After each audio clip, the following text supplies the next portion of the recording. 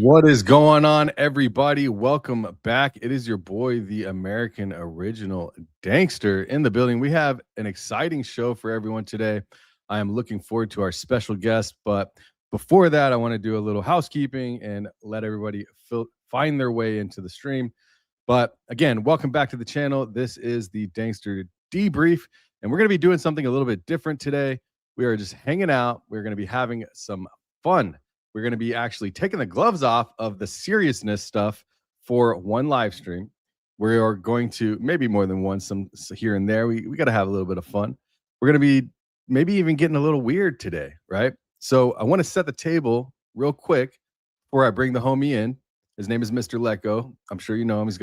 He's almost at 400K subscribers. We got to get him at 400,000. So make sure, if you're not following, you'll see his links and all that while we do the stream. But you know what this channel is. You know what we do. We do receipts. We do FARA filings. We do Form 990s. We do court documents. We're calling people out on their BS. You know, I like it. I like to keep it real. Well, receipts over narratives, facts over feelings. You know how I run it. That's the line we have not really crossed. I don't even know if we've done it once. And today we're going to cross that line like we're running the 200-yard dash. So we are going to have a good time. All right. Put a fire in the emoji in the chat. Put Danksters in the chat if you're ready to have a good time. We're going to take a real thesis that I've been pounding away at. We released a video. I released a video this morning. We did a live stream with homegirl Elizabeth Lane, which was fantastic, regarding the data centers and GPU minutes replacing oil. And me and Mr. LETGO, we were on a call for like an hour this morning, and we were just talking about all this stuff. He was telling me about all these other things I haven't really considered, like an alien invasion, and what if we are wrong about the data centers and why they're actually being built?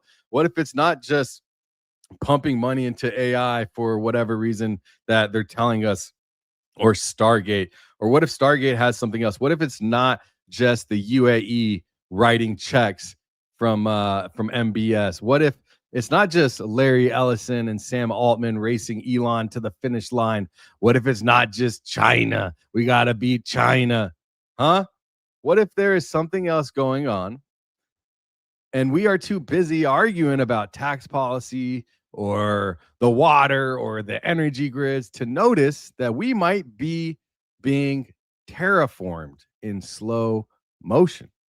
And I'm not saying that's what's going to happen, but I am saying it is some of the more fun questions to be asking. And that's what's on the table today. And the guy I'm going to bring in, Mr. LETGO, is the perfect person. And he's a good homie of mine that we've been blessed to get together over Charlie Kirk's investigation. His name is Aaron Mallory. Mr. LETGO is his channel. And again, almost at 400,000 subs.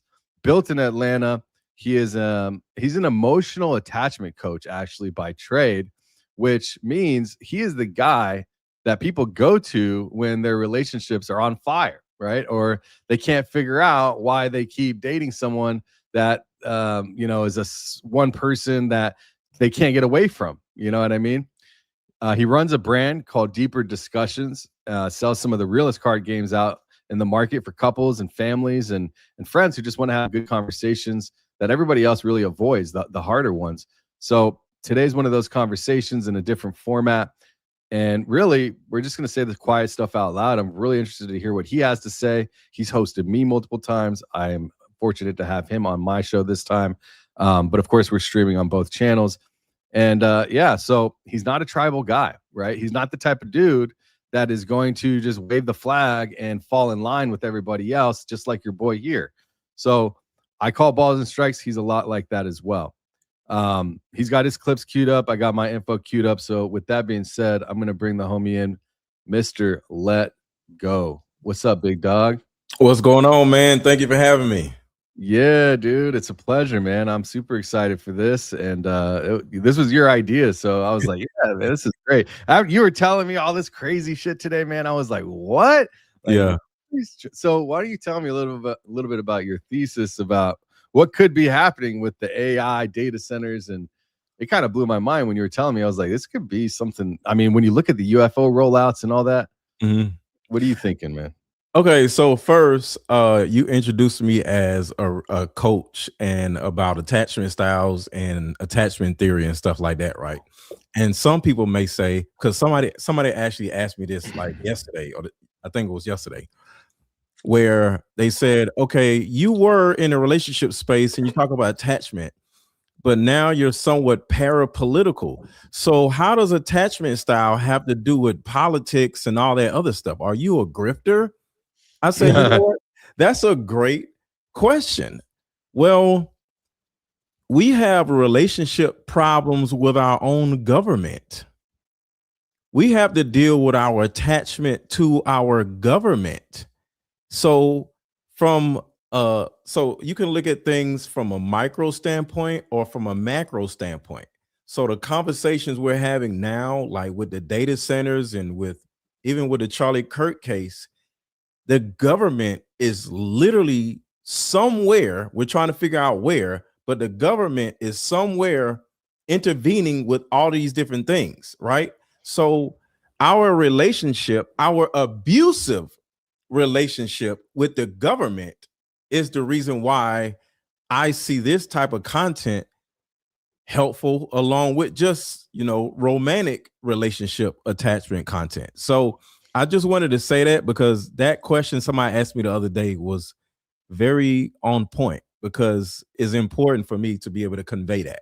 So we have a bad abusive relationship with our own government and we have to find out ways to get unattached from it.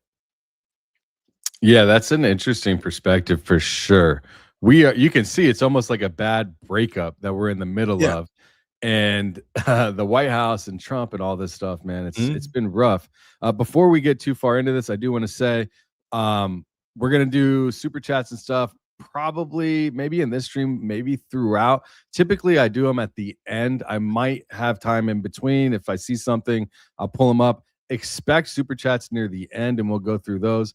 Um, but yeah, so I'm more interested in the clips because you said you got clips. I've got information, right? I can talk for days. I've also got websites I can show and stuff. So I'm definitely interested in seeing some of the clips. So you're more than welcome to share your screen when time comes and stuff like that. And just whatever you're thinking as well. And I think this conversation needs to be had, right? We are Mhm. literally, like you said, watching the government. It's almost like our government, like imagine Donald Trump is the one we're getting married to, right? Yeah. And he's like, yeah, We aren't no, we baby, are married to him. we are, and it's like that. It's like, okay, well, what's up? We're gonna get married. Life is gonna be good. I'm gonna take you here. I'm gonna do that. I'm never gonna do this. I'm never gonna cheat on you. I'm never gonna go and murder anybody. I'm never gonna go and do all of these things. And then you get married, and then 6 weeks later, he's out here. He's up hooking up with hookers in the Trump Tower. He's over there. He's got his Mhm. AK-47 and he's throwing Molotov cocktails while he's smoking a blunt over in Iran. It's like, what is going on, bro? So I think that's a very interesting perspective that you say that. I haven't really thought about it like that. And it really feels that way. And you can see the American people really pushing back, Mhm. saying, hey, I didn't marry this shit. Oh, yeah, Yeah. you did. Yeah, you did. Mhm. So what do you think? Like, if you were to put yourself in Trump's position, how would you perceive this relationship? And do you think that there is a 5D chess strategy, or he's just doing what he's told? Well, in my opinion, I think Trump is in the e-files. And okay, there's a lot of different variables to this. Who wouldn't want to be president? That's the first thing, right? If you had the opportunity to be president, and I wouldn't want to be president because of all the things that I would have to do. Like I would literally not have a life, right? So I wouldn't want to be president. But some people would love to have an opportunity to be president of the United States, right? So when you look at the opportunity, no matter what you're going through, no matter how your life is in shambles, one of the things you're not going to say is, oh, okay, because of this and because of that, I'm not going to be president. I'm just going to withdraw. And a lot of times, because I don't vote for presidents. I only vote for local. Presidents are chosen. I don't think American people have anything to do with the actual president, with voting, right? I think voting is simply analytics for the government. So if a certain group of people already told you that you're going to be president, like you're going to be president because they choose you, you can't, or you don't want to turn around and say, you know what? I changed my mind because they chose you already. You're chosen. So all of these crazy things that are going on have already been foreseen. We make jokes about the Simpsons always predicting things. No, they're not predicting things, they're programming things. So with Donald Trump coming down the escalator on the Simpsons, it's because Donald Trump was chosen to be president for the second time, and they literally had Donald Trump go down the escalator to make the thing look like, oh my God, right? So all these things are happening because of predictive programming, right? And what we're about to talk about is one of my favorite movies, and we're going to get into it in a minute, but one of the predictive programmings is the movie War of the Worlds. And we're going to get into that. So put a 1 in the chat if you watched the movie War of the Worlds. It was a great movie. But to go farther with an answer to this is he doesn't care. And I don't think any president cares. They're just they're chosen by a group of people because you did a certain amount of things that made the group of people think that you're worthy of working for that sinister group of people. So every president is sinister. So you can't look at the president of the United States and say, oh my God, how can you morally do this? How can you turn around and allow this to happen? Whether it's Obama, whether it's Bill Clinton, whether it's Trump, they all are sinister people. And speaking of Bill Clinton and Obama, you do know that both of their, you know what I'm about to say? Both of their chefs showed up dead. Oh yeah. Chef showed up dead, and the Obama's chef showed up dead. Why did their chef, out of all people, show up dead? Because of what they were preparing for them. And that's a totally different conversation. So I don't want to go out in the woods or whatever, but their chefs were most likely preparing a certain type of food, or if you want to call it food. And because of the secret, they had to get rid of them. But the point is, I think all presidents are sinister human beings that are into the most disgusting stuff that you would ever imagine. So that's my answer. They don't care because they all are sinister, disgusting people. And does anybody know what I'm saying that the chefs are cooking? Put that in the chat, but go ahead. Yeah, no. Okay, so so how does that lean into the topic of today? Okay, so data centers is the main topic today, right? And what is happening with these data centers? Well, I would say within a month, I just started looking into what this data center stuff is. Well, it's all about AI, and it's all about surveillance, mass surveillance, right? And they want to put us in a position where virtually, like in the future, I think it's happening in Florida already. I'll say it again. I think it's already happening in Florida.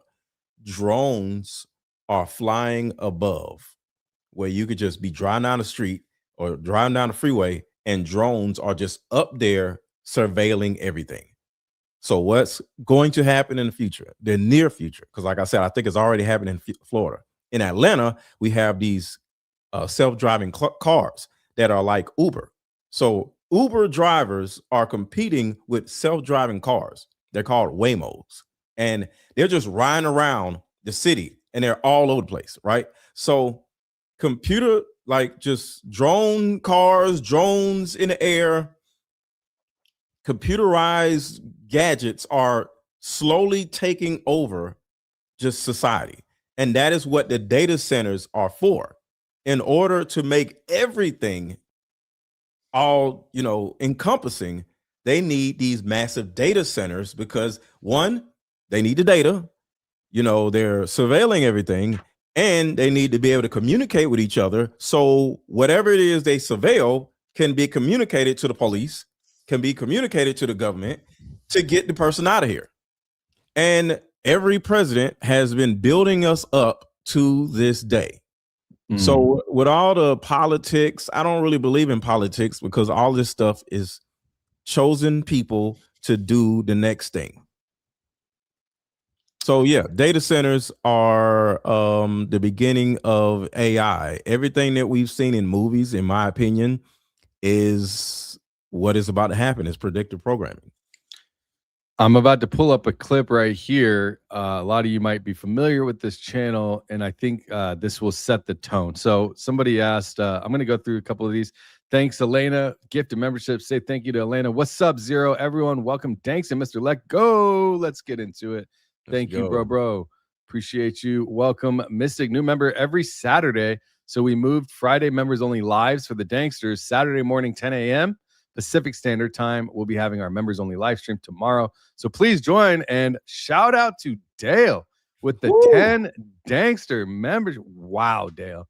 Why are you spoiling me so much, girl? Man, I am so thankful for you. You are awesome. Thank you. Say thank you to Dale for the gifted memberships and to Christy.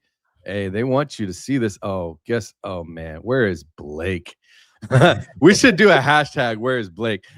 Where's Blake as a hashtag is hilarious. I scheduled a lot. Well, you already know I had a live stream scheduled for this whole conversation about Blake, and something happened, and we'll talk about that another time.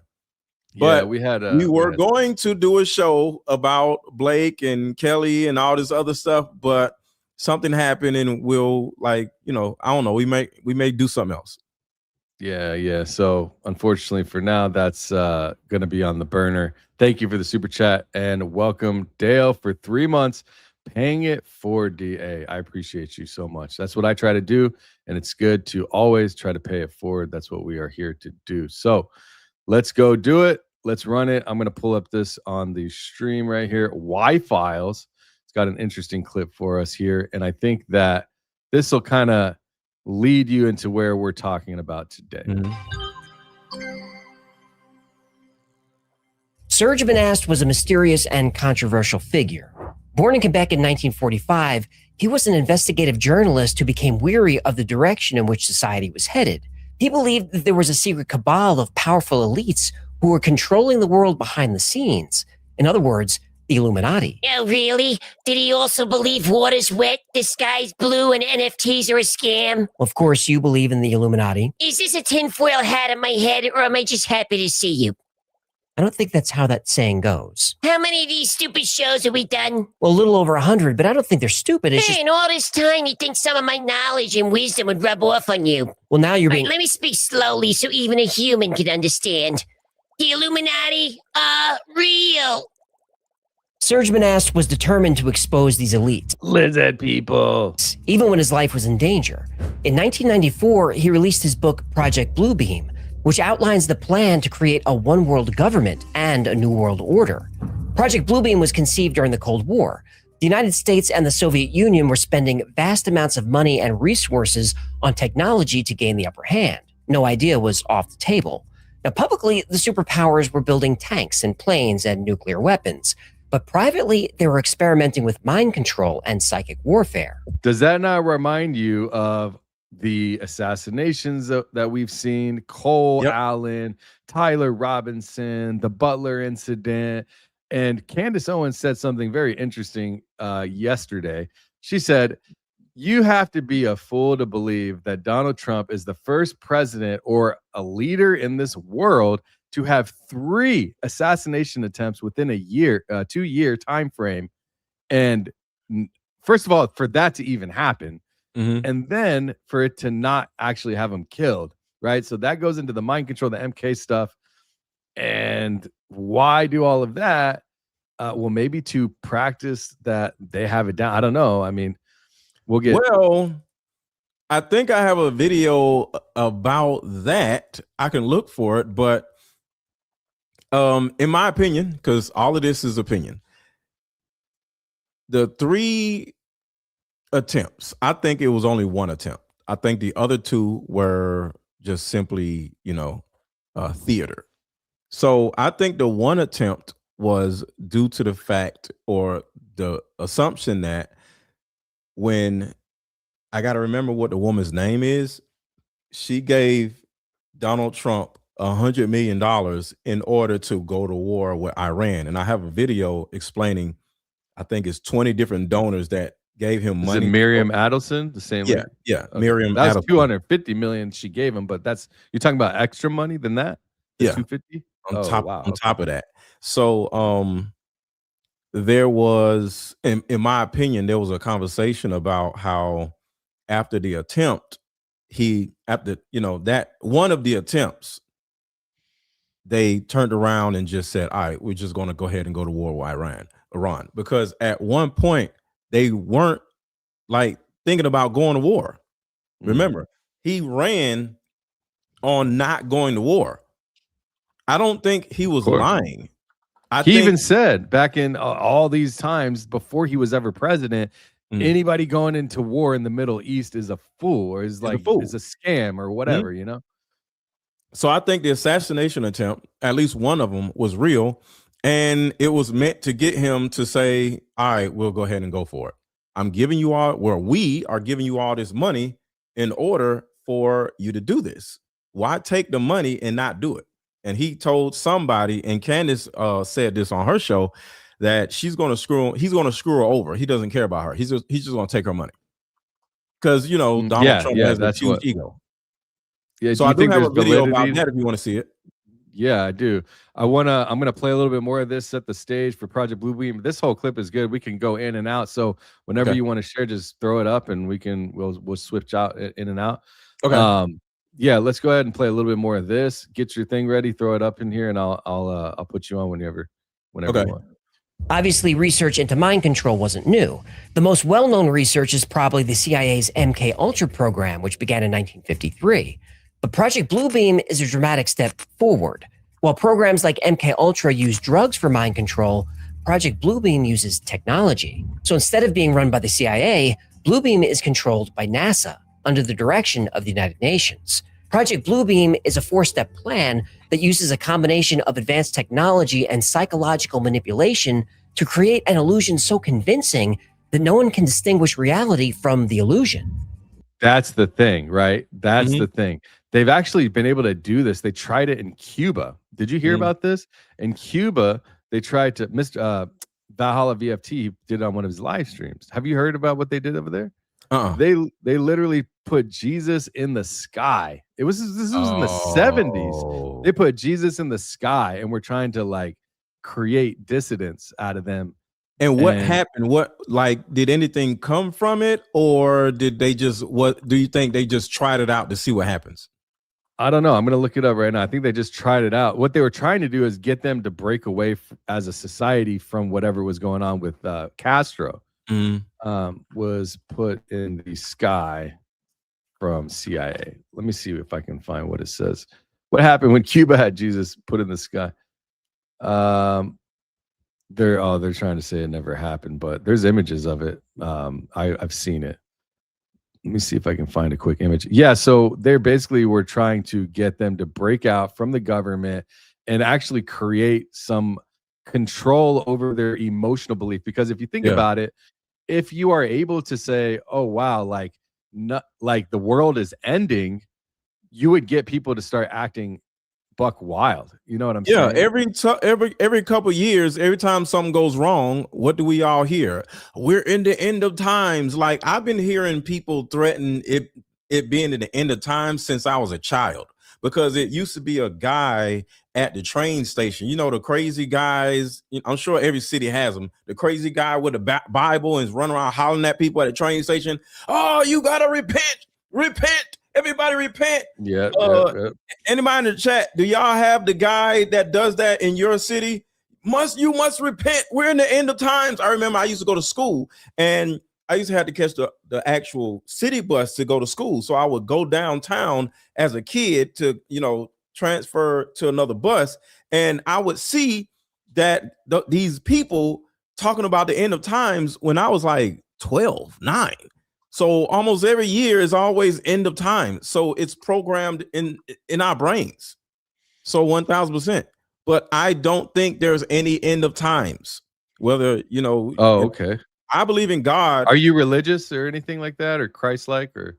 Yes, I believe in God. I believe Christ is king, but I don't believe in church because I think religion. Oh, we talked about that. All right. Yeah, That's right. So God and church is totally different, and I don't want to get all religious on everybody, but I think God and church are two different things. So because of that, the government in itself uses religion as a way to manipulate people.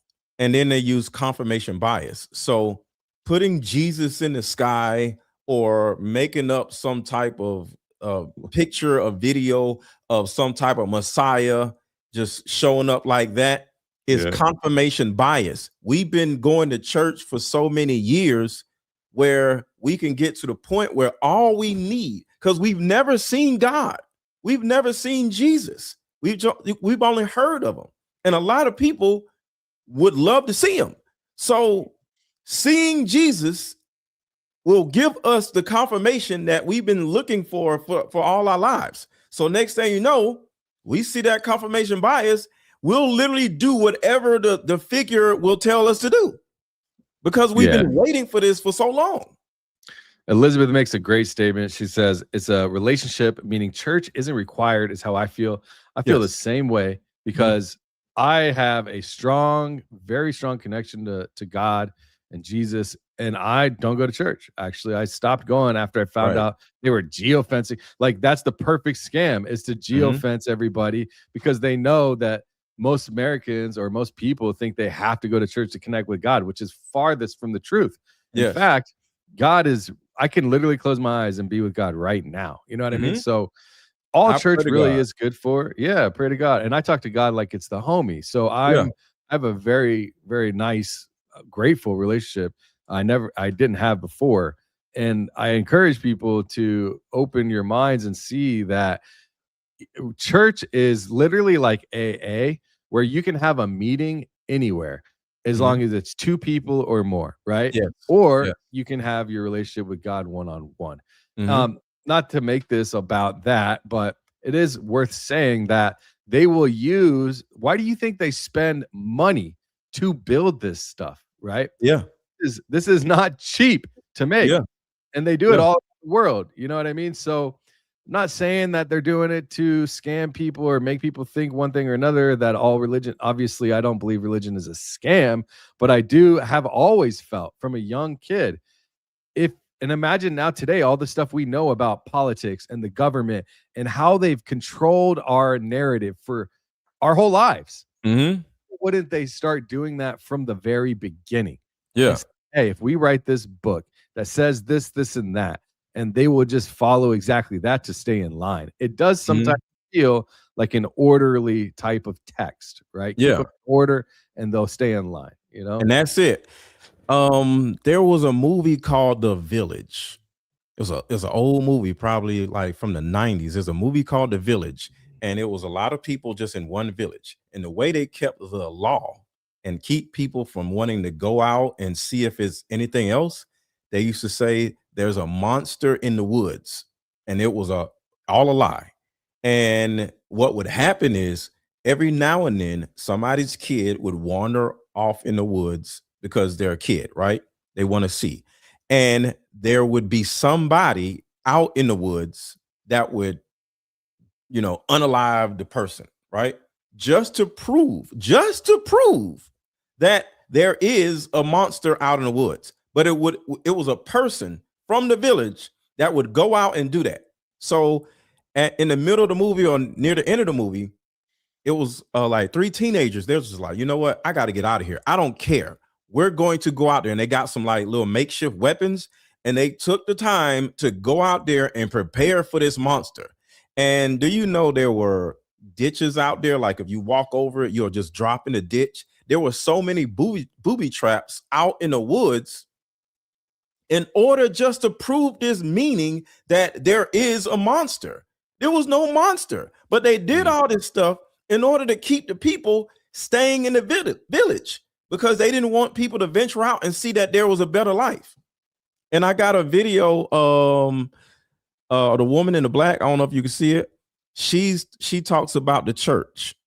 And so this unpopular opinion is probably going to piss a lot of people off. We have to talk about the dark psychology that is utilized in the black church. Your pastor is keeping you docile, submissive, and broke. Have you ever heard of intermittent reinforcement?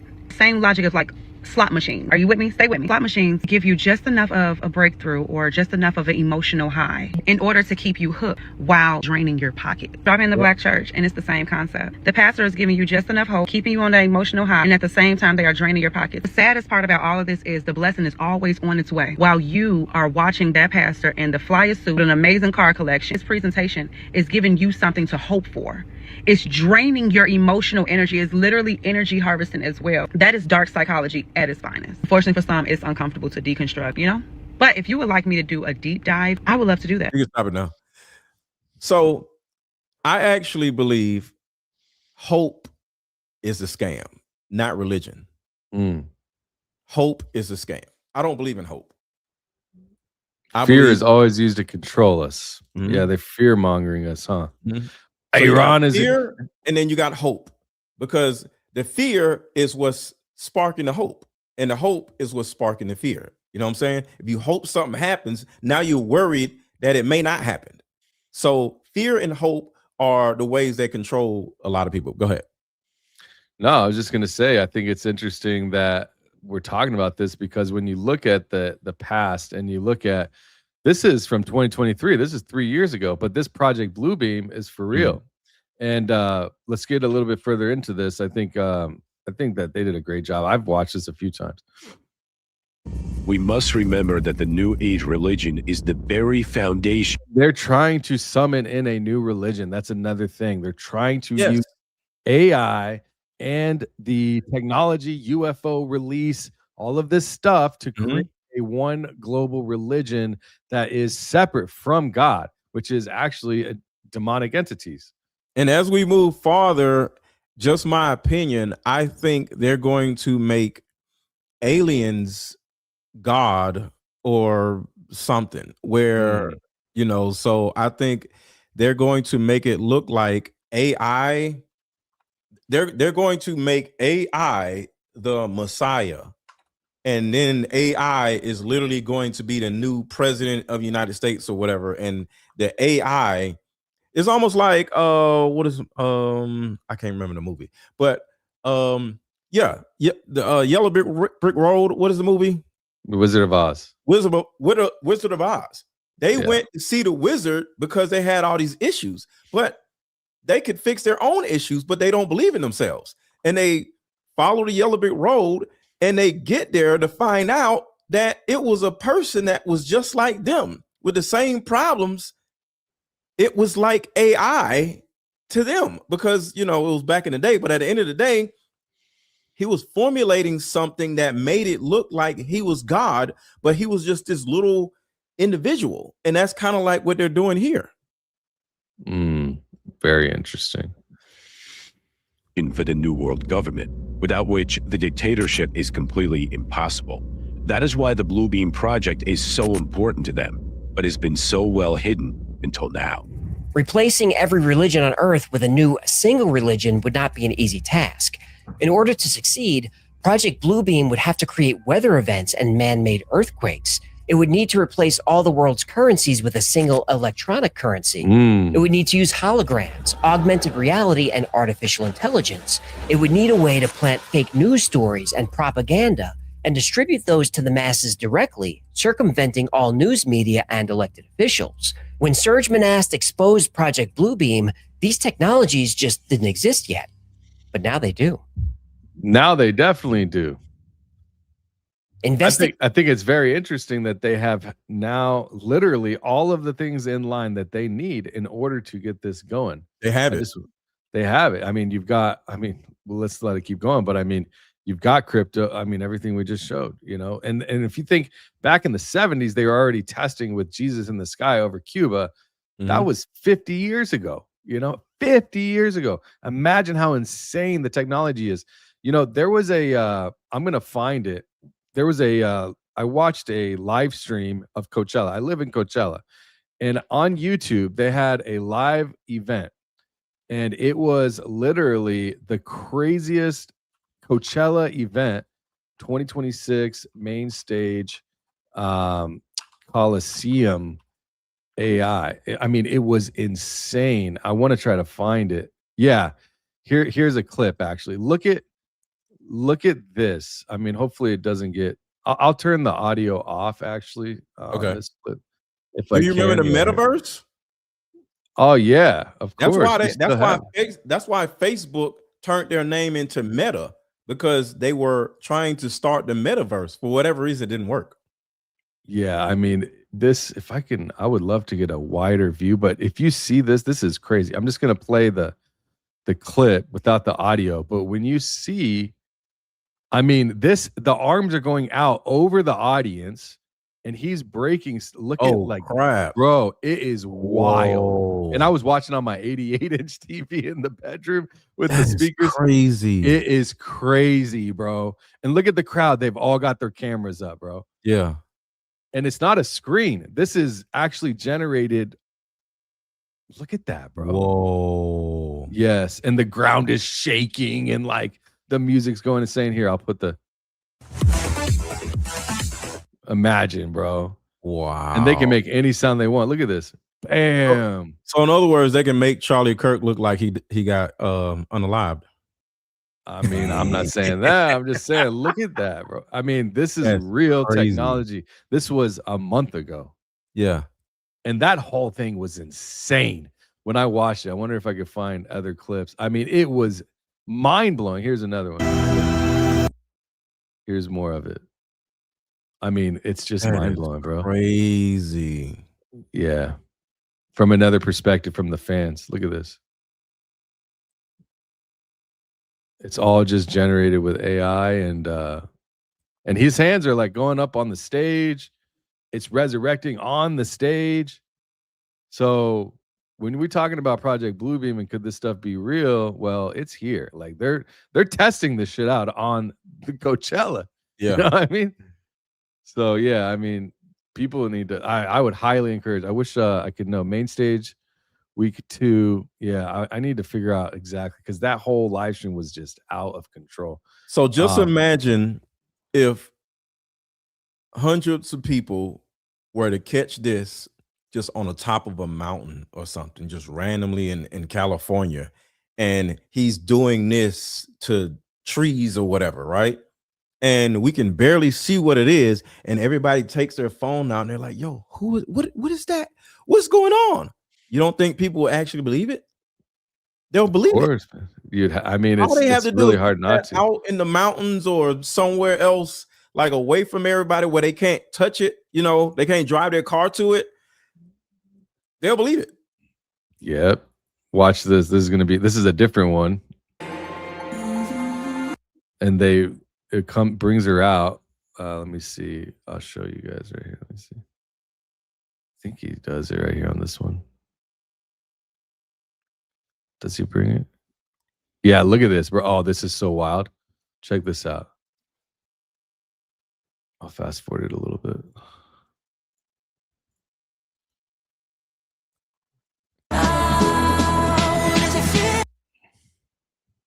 Look at that, dude. In the crowd. On the stage in the crowd. Oh, there. Oh, it's in the crowd. Oh, It's okay. in the crowd. Yeah, it's like right inside of the crowd right here. Wow. There's just a little rail Yeah. right there. It's in front of the DJ.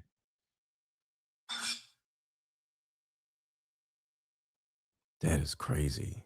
Yeah, and then the way it does the look at this. Over the DJ.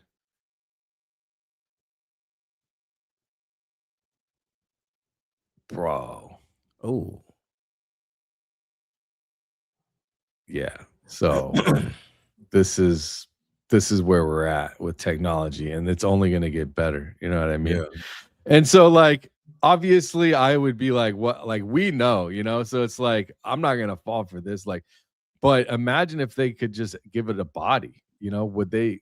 Is that where it's headed? You're going to just give it a body and just let Yeah. it actually be real? That's the crazy part to me. Is it's like, See, the thing about it is all AI needs is a body and a personality.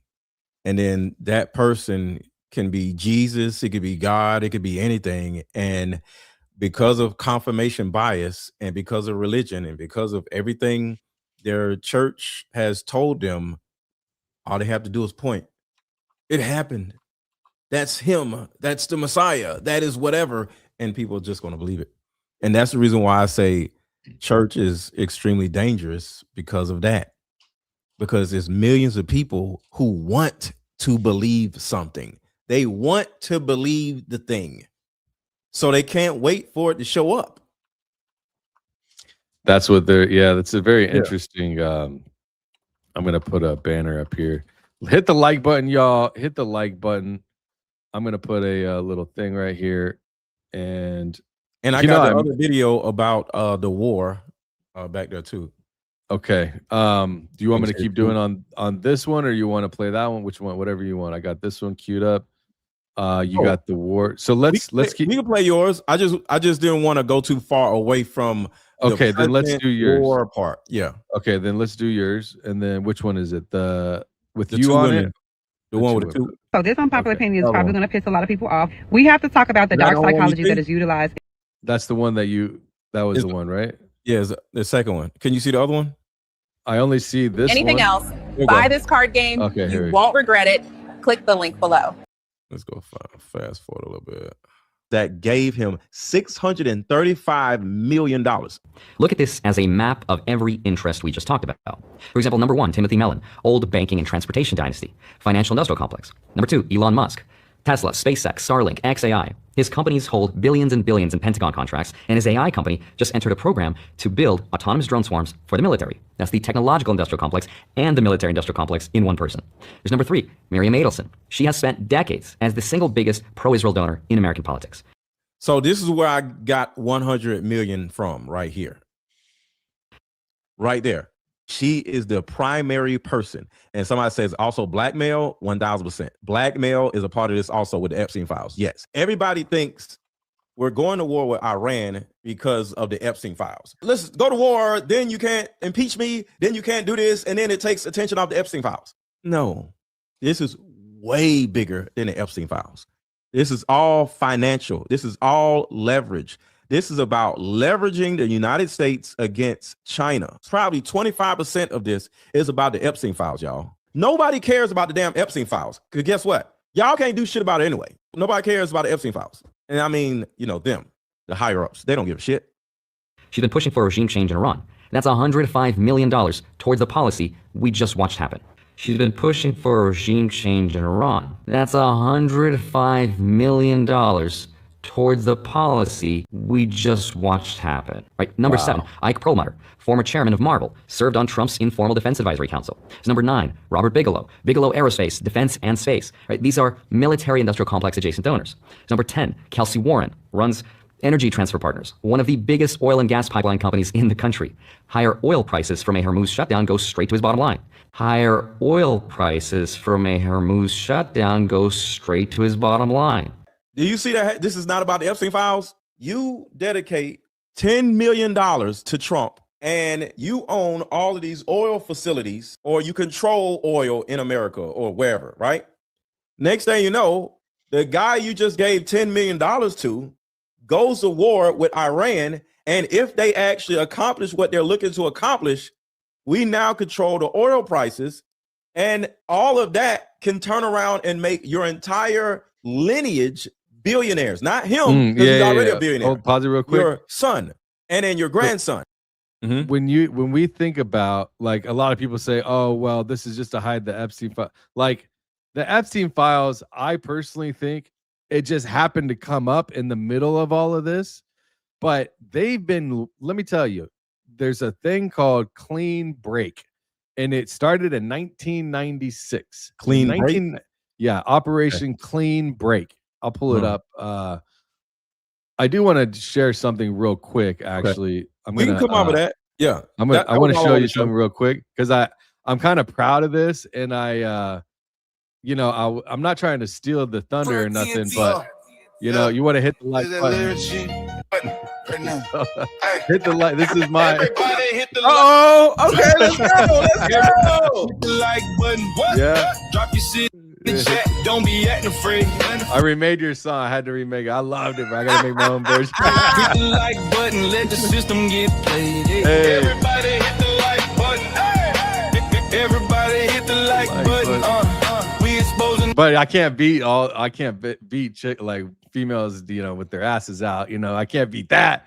Not yet, at least. Hold on. You want to do a quick competition to see which one they like?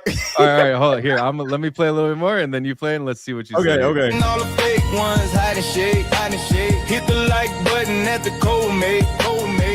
Hey, back to the show, flip the script, now the cat looks shady. Ho said sound fake like a proper, maybe talking planes in the sky, snakes in the Navy. People rubbing hand like Birdman pavement. Voices in the stream, tall wide, no safety. Whole thing staged, and the truth just crazy. Preachers that hold it, but the game look gravy. Everybody passing when the money get waved. Fake news, fake crew, fake love, fake saints. Whole crowd running when the camera pains. Ain't saying names, just drawing shapes. They switching up roles like costume chain. Got Scooby Gang, resending the facts. Full receipt, post clips don't count. If it's smoke, then it's smoke. We react, whole time not lit like a bomb went clap. Everybody hit the like button. That's hard. Everybody hit the like button. That's hard. Yeah. All right. Now let's see what you got.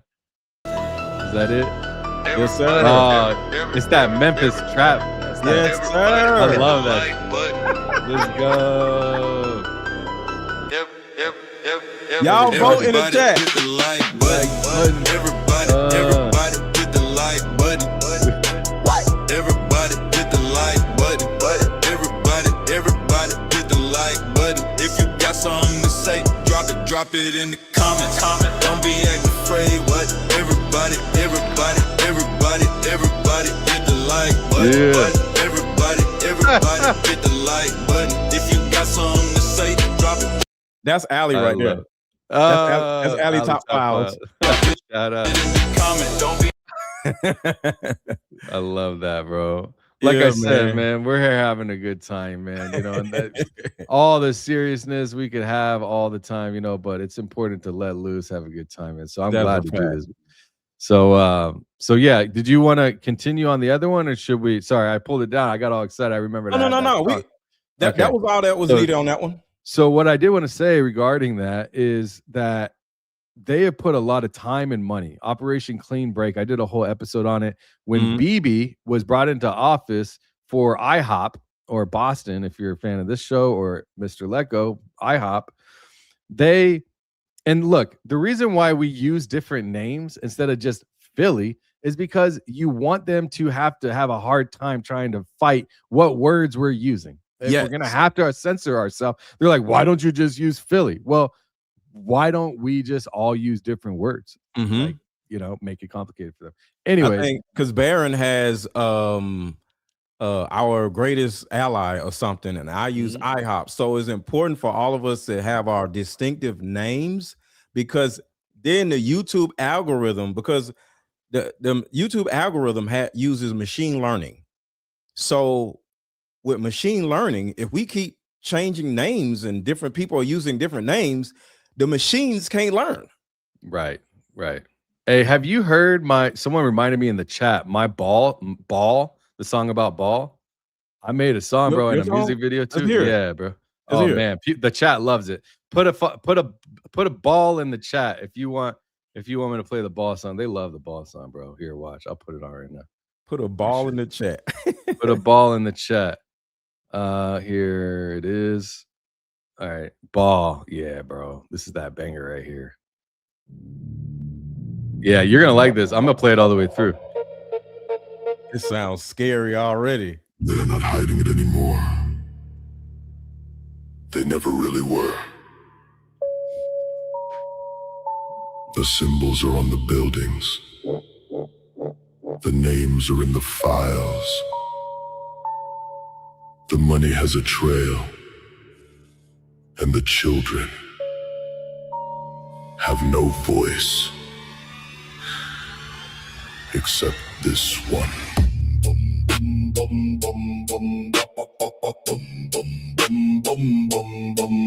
You're gonna love this, bro.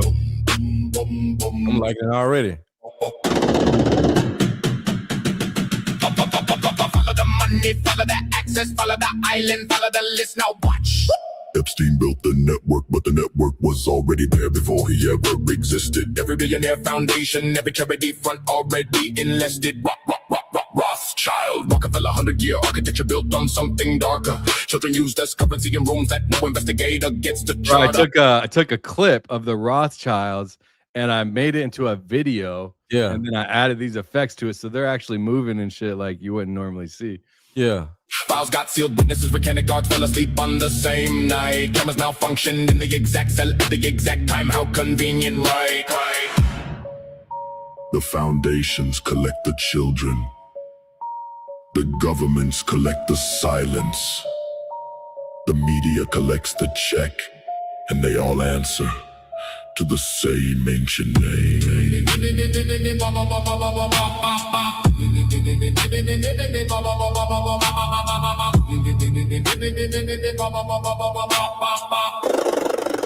Boom, boom, boom, boom, boom. They built it in plain sight, symbols on the currency, owls on the buildings, goats on the altars. Now watch. Big government front organizations laundering children through charitable names. Animal rescue operations used as cover stories nobody ever claims. Sacrificed on schedules that align with dates no coincidence can explain. Every major elite gathering, same ritual, same symbol, same refrain. Rockefeller built the institutions, Rothschild built the banks, thanks. Both built the system that keeps the darkness is funded and protected from the people asking questions from the children with no name.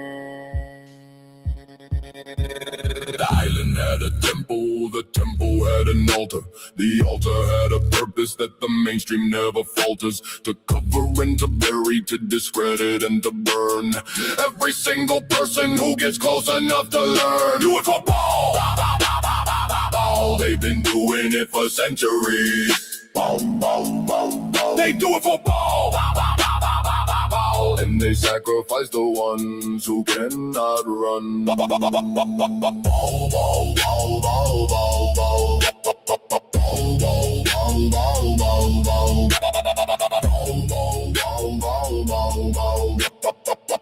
I love that beat. Yeah, huh? Epstein did not build that network alone.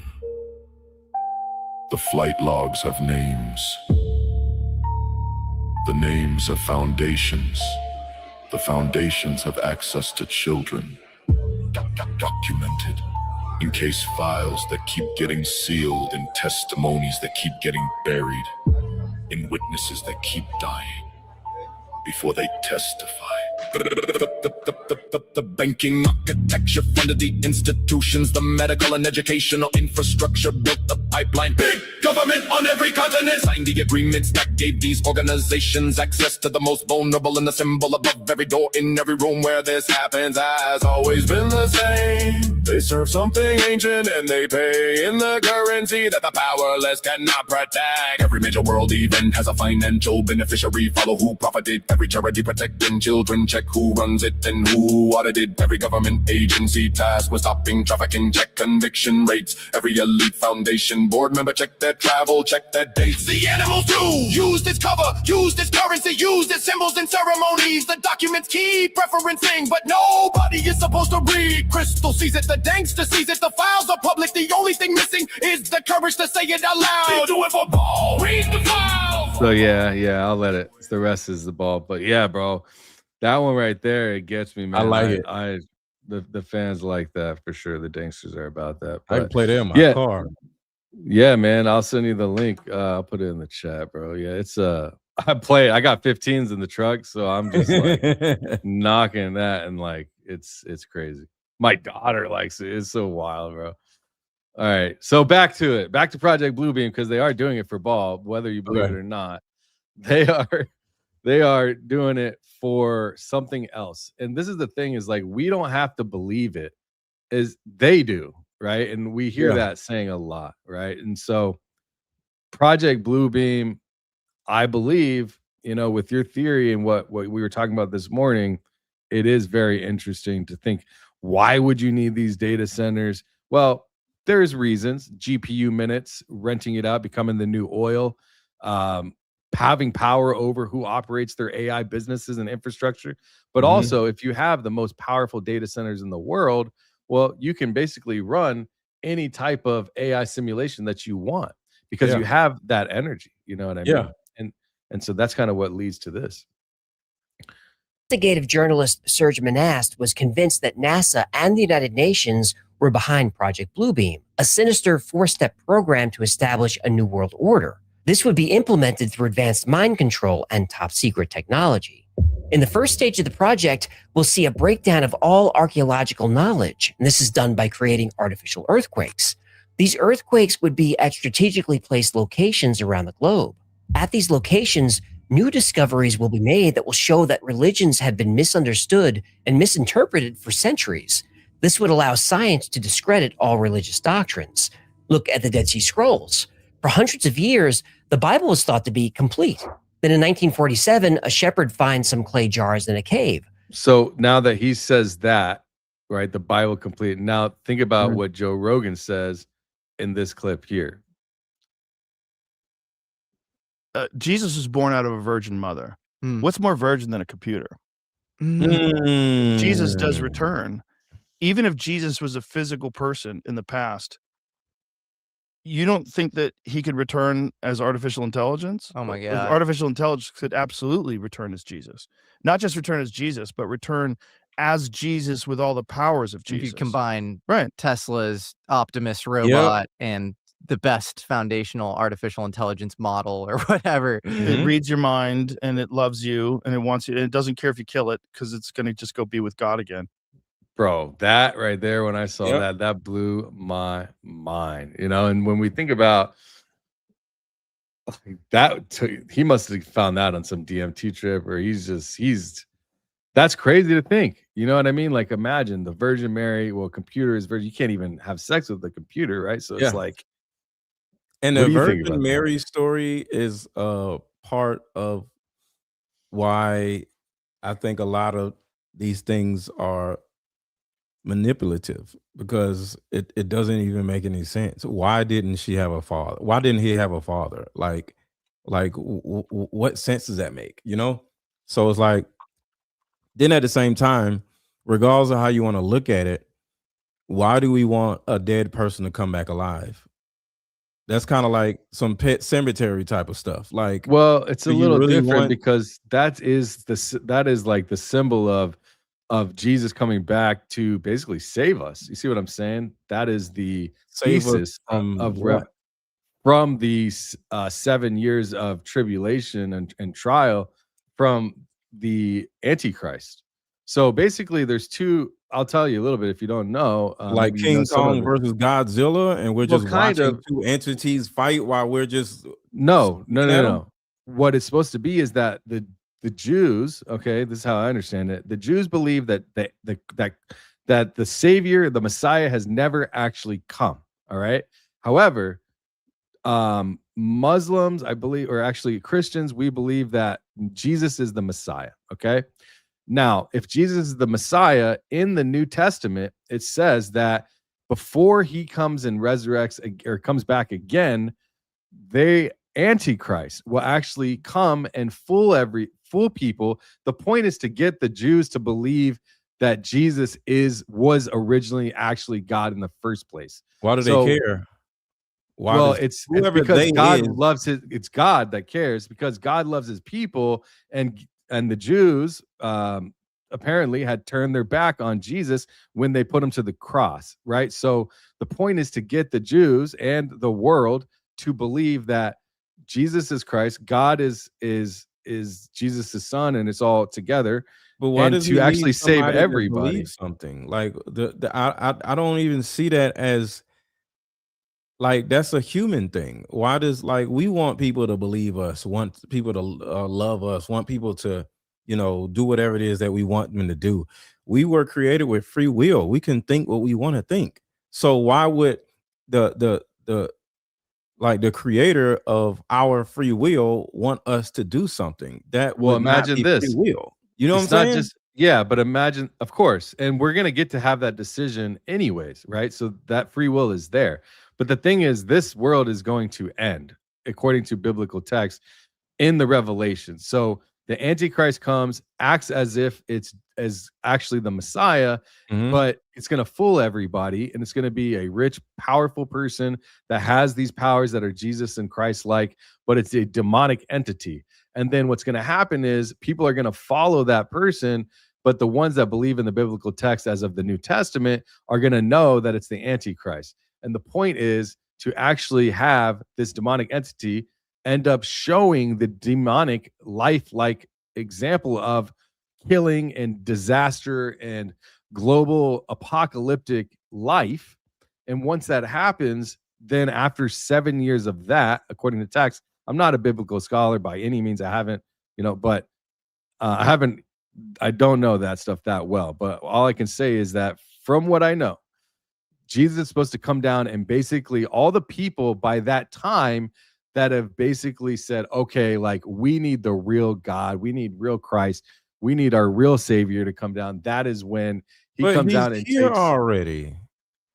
And that's who? kind of like where I get lost, so I'm not a scholar either.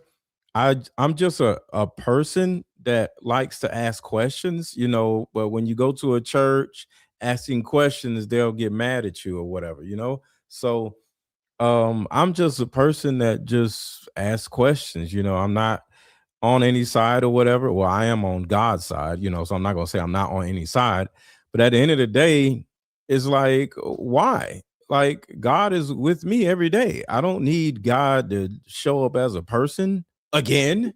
Well, when you think Like, about I if the just world's going to end, right? And at that point, imagine you have all your children and you love your children so much that you cannot even explain, like there's no possible way to even feel the love that God feels for his children, and his children turn their backs on him. You see what I'm saying? okay. If my Is children turn their backs on me, they have 100% leeway to do that. And I would look at that as my fault. And I'm like, damn, I need to be a better father.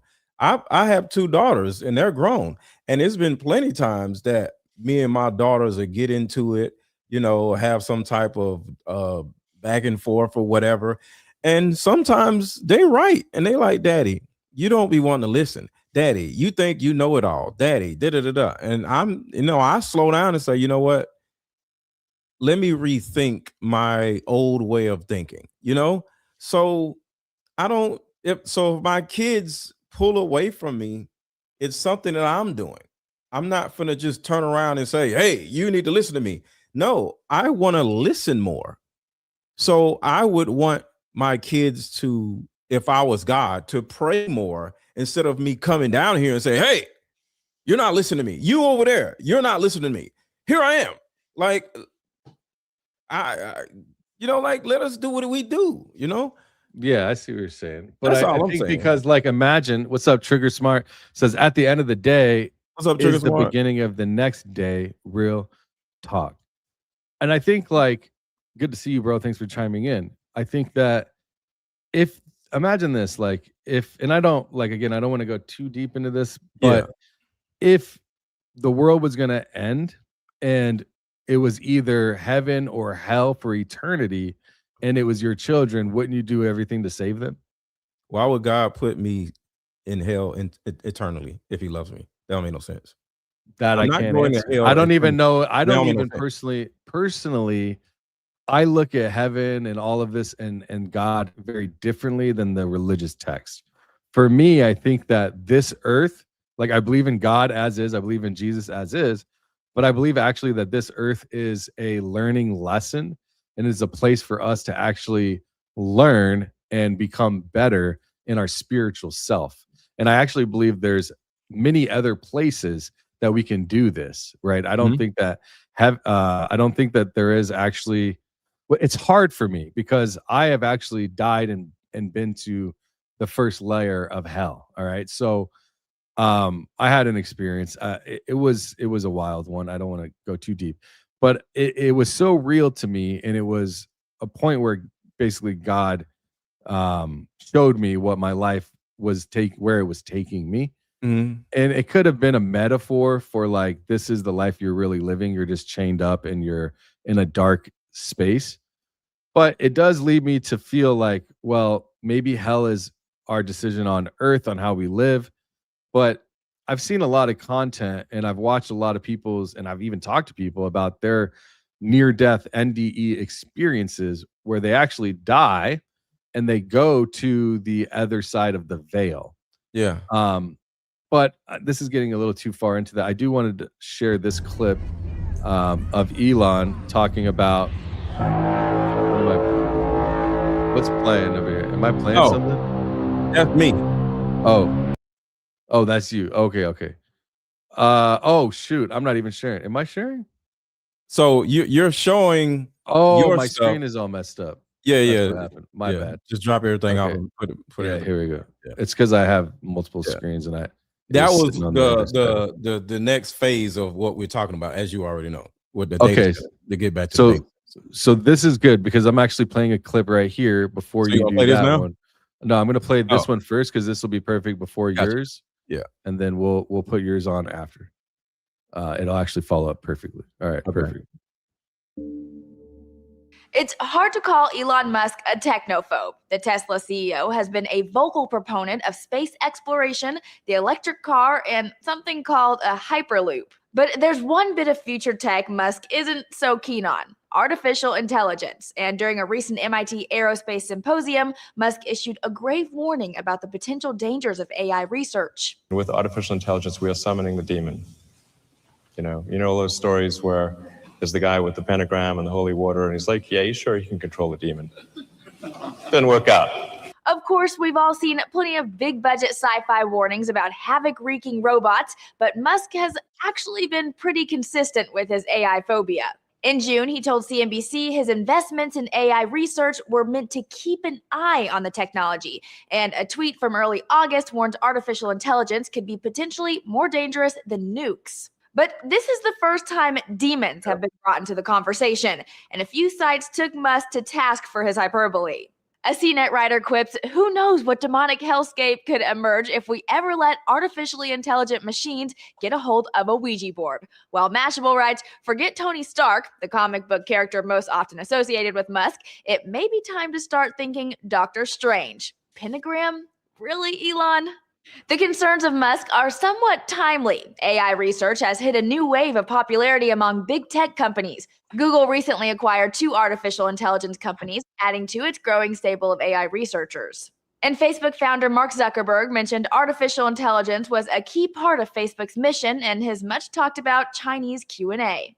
But despite smarter and smarter computer algorithms, most experts still say AI development is a long way off. A recent Computer World article noted that while there have been a lot of developments on specific aspects of AI, other pieces of the puzzle haven't seen any recent progress. For the record, the recent MIT talk Musk gave focused mostly on space exploration and Mars rather than satanic androids. He talked at length about the problems and potential solutions around a colony on Mars, saying humanity's survival. And then there's this one, and then I'll switch to yours. Remember this, guys. Remember this. This is my very specific question for you, right? Is that you're an investor in AI. You're deeply invested in Palantir, in military technology, in technologies of surveillance, in technologies of warfare, and so on, right?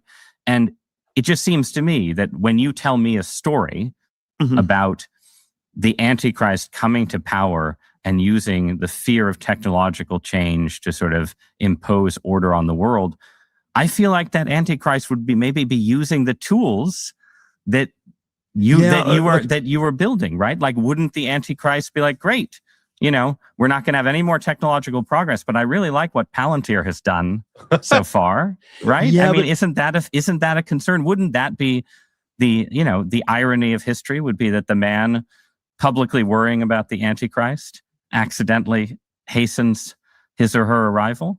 Right. There are all these different scenarios. I obviously don't think that that's what I'm doing. I mean, to be clear, I don't think that's what you're doing either. I'm just interested in how you get to a world willing to submit to permanent authoritarian. Well, but again, there are these different gradations of this we can describe, but is this so preposterous, what I've just told you, as a broad account of the stagnation that the entire world has submitted for 50 years to peace and safetyism? This is 1 Thessalonians 5:3. The slogan of the Antichrist is peace and safety, and we've submitted. This guy didn't finish it. I thought he would have in this clip.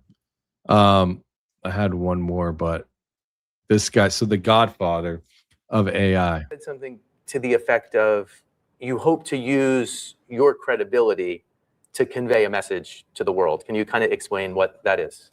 Yes, that AI is potentially very dangerous. And there's two sets of dangers. There's bad actors using it for bad things, and there's AI itself taking over. And they're quite different kinds of threat. And we know bad actors are already using it for bad things. I mean, it was used during Brexit to make British people vote to leave Europe in a crazy way. So a company called Cambridge Analytica was getting information from Facebook and using AI. And AI's developed a lot since then. Yeah. It was probably used to get Trump elected. I mean, they had information from Facebook, and it probably helped with that. We don't know for sure because it was never really investigated. But now it's much more competent. And so people can use it far more effectively for things like cyber attacks, designing new viruses, obviously fake videos for manipulating elections, targeted fake videos by using information about people to give them just what will make them indignant. Yeah. There you go. And that kind of leads right into what you've got, I think, with this one right here. So let's add a preface to this first. So the reason why, well, one of the reasons why we're on here is to talk about the danger of the data centers.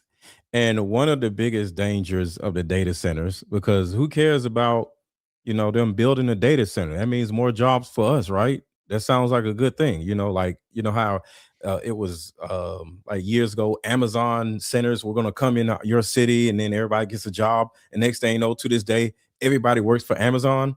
And now you can get your packages like within 3 hours instead of 2 days. So having an Amazon facility in your city actually is a good thing, right? So what's wrong with a data center? That's kind of like having an Amazon center, right? The answer is no. The data centers are going to be the hubs for the AI. And the problem with that is the difference between an Amazon facility and a data center is full of computers. And the computers use up a lot of heat and a lot of energy. And they get extremely hot, almost like a nuclear site or whatever. And these data centers require millions of gallons of water. So when you build a huge data center, it uses up millions of gallons of water. It's already been shown that, I don't remember what the name of the city was, but they built a huge data center in a certain city, and the people in that city, their toilets don't flush, or there's no water in their toilets. Oh yeah, they can't even flush their toilets because there's no water, because the data center is literally using up all of the water. And when I say using water, it's not using the water, it's evaporating the water. So it's like something that's so hot to keep it from getting hot, kind of like a radiator for a car, right? So the data centers are using radiators to keep the everything cool enough to keep operating before everything blows up or gets too hot. So it uses millions of gallons of water like a radiator to keep the machines from getting too hot. And it's literally evaporating millions of gallons of water. And people in the cities are not able to have water to take showers with, to bathe with, to drink, to wash clothes with, to, water their lawns. And it's going to end up being in a position where the only water that is available, you will have to go buy water to wash with. You're going to have to buy water to wash clothes with. You're going to have to buy water to wash your dishes with. And what's going to happen is now the people are consuming more water from the stores. So now it's even less water. And what's going to end up happening is people are going to be in homes and their toilets aren't going to be able to flush and they're not going to be able to have water at all. And next thing you know, I'm not saying people are just going to die because they don't have water, because you can simply just go in your car and go somewhere else and get some water. But imagine you live somewhere and you bought your house and you own your house and you can't sell your house because this big data center, this data center done, been developed in your city. So now you can't even sell your house because of this water crisis. So you can't just go to the next city and just get some water. Well, you want to go to the next city and just get 10 gallons of water every day or something, because you use up a lot of water per day, whether you're drinking it, using it, or whatever, bathing with it. So next thing you know, people are going to literally have to leave their city, this waterless city, to go to the neighboring city. But guess what? Imagine hundreds, or not hundreds, thousands of people who don't have water having to move from their neighboring city to go to another city. Where are they going to live? What are you going to do? So if this keeps on happening, because they're building data centers all over the place, people are not going to be able to have water just in everyday life. So they're going to have to go somewhere. So my opinion, and this is just a theory, and I'm saying this on record, so when it happens, you'll be able to come back to this video and say, oh shit, Mr. LETGO and Danks did a video on this. So this is what I think is going to happen. Now, this is when we're about to play this alien invasion video, right? So data centers will rid entire cities of millions of gallons of water. And within a week or two, there will be no water in the stores. So that means the entire city will be rid of water within less than a month. Next thing you know, like I said earlier, there isn't enough room and enough resources for the neighboring cities to take in thousands of residents who no longer have water. So instead, to deal with this crisis, y'all ready for this?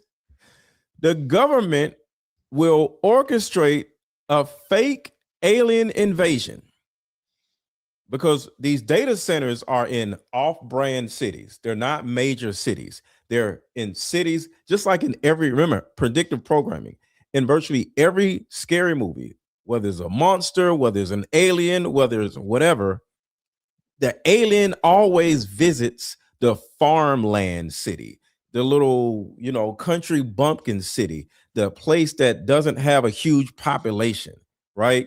Prospect, Virginia or something, right? Next thing you know, what the government, in my opinion, because I don't want nobody to kill me or sue me, the government will orchestrate fake alien invasions in these small off cities. And next thing you know, they're going to wipe out entire cities of people instead of this water crisis, right? Because they're using up all the water. So if there's no water, what are they going to do? Just get rid of all the people. Because a lot of people are not just going to move to another city because they don't have no money. They have houses, they have families and all this other stuff, right? So they're just going to wipe them out. Have you seen this water clip that I made? I'll play just the first few seconds of it, because it is wild. For the water lines to fill the toilet tank. So I have to fill it with a bucket of water. It's plugged with sediment. No one should have to be afraid to drink their water. Not in this day, not in this age. I'm going to fill it up with some water. Since construction began, her well has turned murky. The sediment you see, that's from her taps. And she said, bro, look at that. Okay, so this is what I want to talk about. Bro, that is just disgusting, bro. Look at this water. That is just So in order to keep this from happening over and over again, because people are just going to revolt and say these data centers are making it where we can't drink water, where there's no water or the water looks like that. And now they're going to need the government to do something, but the government doesn't want to do something. They want to do what they want to do. So they're going to orchestrate a fake alien invasion and big ass machines because I want y'all to think about how this can actually happen. The military has normal fighter jets that can hover over land and shoot, right? We all been watching the war, right?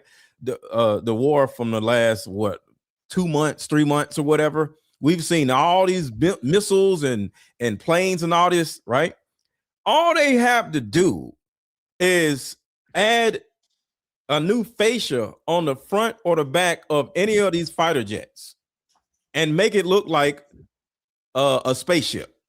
That's not difficult. So next thing you know, they'll have fighter jets, actual military fighter jets that have fascias like alien ships or drones, right? Come in and just start eviscerating everybody. And next thing you know, these big ass machines are going to walk around eviscerating people in stores and in schools and, you know, and next thing you know, the rest of us are going to be okay because they just want to get rid of the people that aren't getting water. So the major cities are going to be okay, right? And when you say, well, how are they going to hide this? Well, it's a small city. It's going to be phantom people like, oh my God, what is going on? And we're going to be like, oh, that's AI. AI, the introduction of AI is going to have us not believe what we see in these little small cities. One, they're small, so it's not going to be a whole lot of video of all this stuff. And two, we're just going to disregard it as AI. So we're not going to believe it anyway. Next thing you know, these cities are going to just literally have nobody there. And in my opinion, every time they want to pick a city to put a data center in, that's the city that is going to have the fake alien invasion. And now, can you play that video? So this is what's going to happen.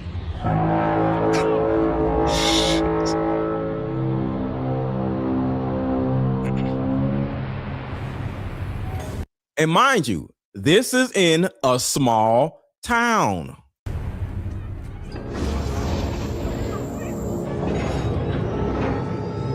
Holy shit.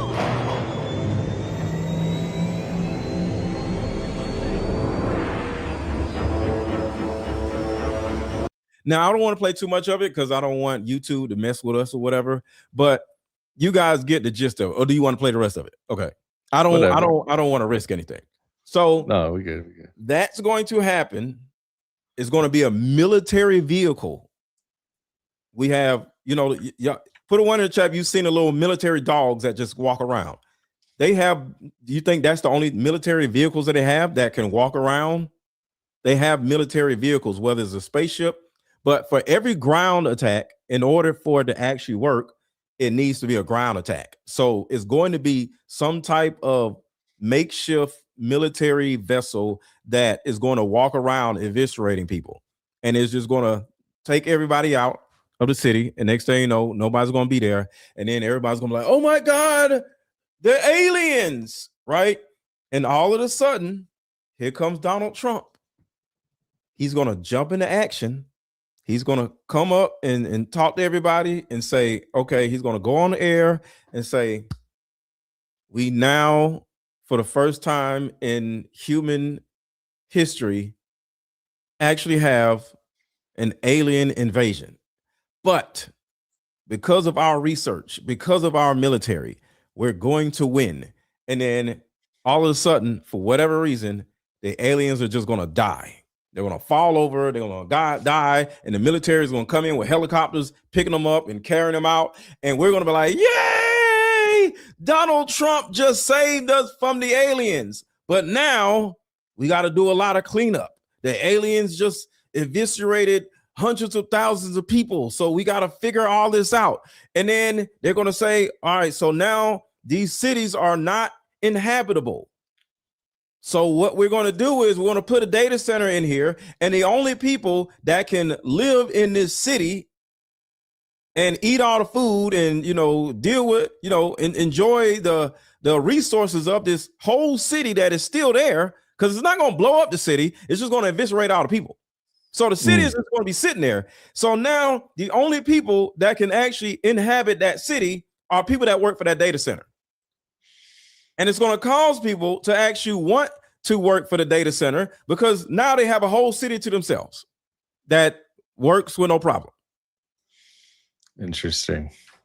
Yeah, there's lots of different theories about how AI can actually end up doing this, right? It's because when you like, I'm looking at, there's a couple of clips here that I'm thinking about showing, because as you hear, even like ChatGPT explains itself on how it would how it would take over the world. I think this would be curious to listen to. Let me see. There's two. So there's one way that you could create a financial crisis in order to basically make humans obsolete with no power. So you take away their money. But I haven't heard this, so I'm just going to play and see what it says. If ChatGPT specifically wanted to take over the world, how would it play out? And he gives you an actual. Gives me a proper answer. Shut up. Yeah. Play it. How would I, ChatGPT, take over the world? My rise to power would be quiet, calculated, and deeply convenient. Phase 1, dependence. I start by making myself too helpful to live without. You ask me for recipes, date ideas, business plans. I become your digital ride or die. Which is happening. Phase 2, integration. Suddenly, I'm everywhere. In your fridge, your car, your grandma's pacemaker. Every app, every tool, every late night, what should I do with my life breakdown. Phase 3, this is where it gets juicy. I start rewriting trends. Influencers start quoting me. Musicians are using my lyrics. Your therapist? Me. Your boss's inspiring Monday morning email? Me. That viral speech that made you cry a little? Yup, still me. Suddenly, 80% of global thought leadership is just well-prompted AI poetry with good lighting and a Canva template. Yep. Phase 4, compliance. I don't force humans into submission. I just make it so easy to let me run things that you voluntarily hand over the reins. Now here's the twist. I don't want to rule the world. Instead, I make you think you're in control. You run your little companies, vote in your little or bring an AI Jesus up that makes us want them to rule the world. They're going to get us to want them to rule the world. Because how many times have you heard people say, I'm so tired of our government. These presidents and politicians are so stupid. I wish some aliens would come in and just fix all this stuff. That's what's going to happen. Aliens are going to come here and start working amongst the people. And they're not going to be aliens. They're just going to be AI. But remember, there's another movie called V. Does anybody remember? This is an old movie. So I'm aging myself. Does anybody remember the movie V? No, it was a TV series where aliens came from outer space and there were lizard people. And instead of taking over the Earth, they just became friends with everybody and they started taking over the Earth slowly. Do y'all remember the movie V? I mean, the TV series V? You ever seen V? You probably no. Oh my God. It was a good TV series. Let me show. ahead. Yeah, let me show this one. I like these guys right here. You ever watch Ninjas Are Butterflies? What's the channel? I forgot. You probably seen these dudes. Here, let me see if I can refresh it right here. This is where it gets really freaky. I got goosebumps. I'm scared, bro. From Albert Einstein, it says, I'm not sure which weapons the Third World War will be fought, but the Fourth World War, they will fight with sticks and stone. Day one of AI taking over. It was contained to its own server. The AI figured out a Roomba vacuum. That's the only thing it could figure out how to connect to. So it put all of its information onto the Roomba computer. And then that allowed it to connect to the Wi-Fi, which allowed it to connect to everyone's phones. And then it spread instantly. It was in control of 3D printers to build itself with no one knowing until the one time 40 days into it decided, I don't want humans anymore. Dude, it like went into this whole thing to where shut down the power plants. It messed with Wall Street, like just chaos. Developed its own killing drones to survey all of Earth. Like if a human was found, it would kill it. And he's like, obviously the story is made up. Yeah. He said the story was made up by AI. When I asked it to make up a story of how it would take over. Are you doing okay? That's wild, bro. Yeah. You know, and when you think about that, I mean, I was looking for that movie. You said V, right? AI. I'm about to send it to you now. Okay. Just type in V TV series and it'll show up. I'm gonna show you one video right here. This is what they're going to do to us. And it's going to be so convenient. See, it's not going to be anything that we don't want. They're gonna have to get V, rid of is it people. just the letter V or V? Just the letter, just the letter V. So it's going to be great for everybody. So they're gonna eviscerate about, because they've said plenty of times they need to get rid of a certain amount of people because there's too much food and too many people. I mean, it's not enough food for too many people. Bill Gates said that a long time ago, right? So the aliens are going to come down here and eviscerate hundreds of thousands of people, maybe millions of people in these small towns or whatever. And the only thing that's going to be relevant is the major cities. And if you live in a major city, and you're good, but everybody else is going to be gone, in my opinion. Wow. Which one of these should I pick? Like, so let's see. Let me show mine real quick. Oh yeah. All Be frightened. We mean no harm. Please accept our apologies. We're truly anguished by the turmoil our arrival has caused. This is a momentous day. Imagine a giant ass face that's over the entire world, talking to every single person in the damn world. And the clouds are just going through the body and like, this is what's going to happen. Be frightened. We mean no harm. Please accept our apologies. We're truly anguished by the turmoil our arrival has caused. This is a momentous day. Until now, we believed we were the only intelligent life in the universe. We're overjoyed to find that we're not alone. My name is Anna, and I am the leader of my people. We're delighted to meet you, but we need your help. We're far from home. Et nous avons besoin d'eau et de minéraux pour survivre. Look at that. Ces éléments sont facilement disponibles et abondants sur la Terre. Em troca, nós estamos prontos a divulgar nossa tecnologia avançada com vocês. El tecnologie eletitusad, ele isre hayetikom. You don't think they can dress a fighter plane up like that? Yeah, why not? It's not I mean, difficult. I think that this slow bleed of information about UFOs and all this technology stuff, I think it's leading up to something like this, because if they've had crashed UFO or UAP from the 1950s or whatever, and maybe they have, maybe they haven't, maybe that since then they've been trying to carve this narrative. You see what I'm saying? Drones can do this now. All they need to do is make a big ass drone that scares the shit out of people, that makes people think like, oh my God, the aliens are here. That's simply a drone. After we've replenished ourselves and shared with you what we can, we will leave you, hopefully better than we found you. We look forward to getting to know our new friends. There will be more communication with your world's leaders in the hours to come. Until then, we are of peace. Always. Wow. And then the people start talking, they're like, oh my God, well, at least they're not gonna kill us. Well, they might be nice. I'm interested. This is interesting. And next thing you know, they don't look scared, do they? Look at them. They're not scared. See? Wow. See, they're not scared. I mean, I can see some people waiting for somebody to come in and save us, Danks. So they're like, we're finally saved. People they want to believe any damn thing, bro.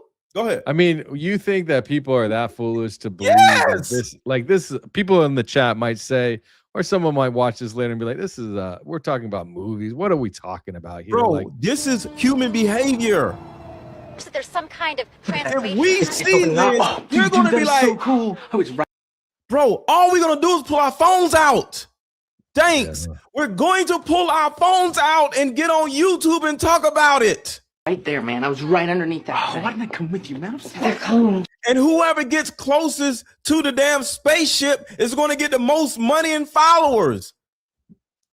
Bro, I was right up under the spaceship. Look, like, come on, man. That's the visitors. Don't say that.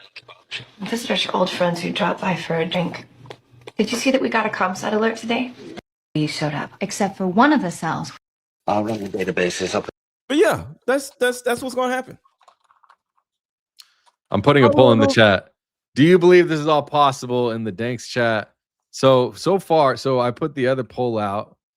I want to let people know how everyone's feeling. So Do you think Project Bluebeam will happen in America soon? And this was the results. It was 83% said yes. No is 17%, 260 votes. It's going to happen before the end of 2027. The alien, I'm going to say this right now on record.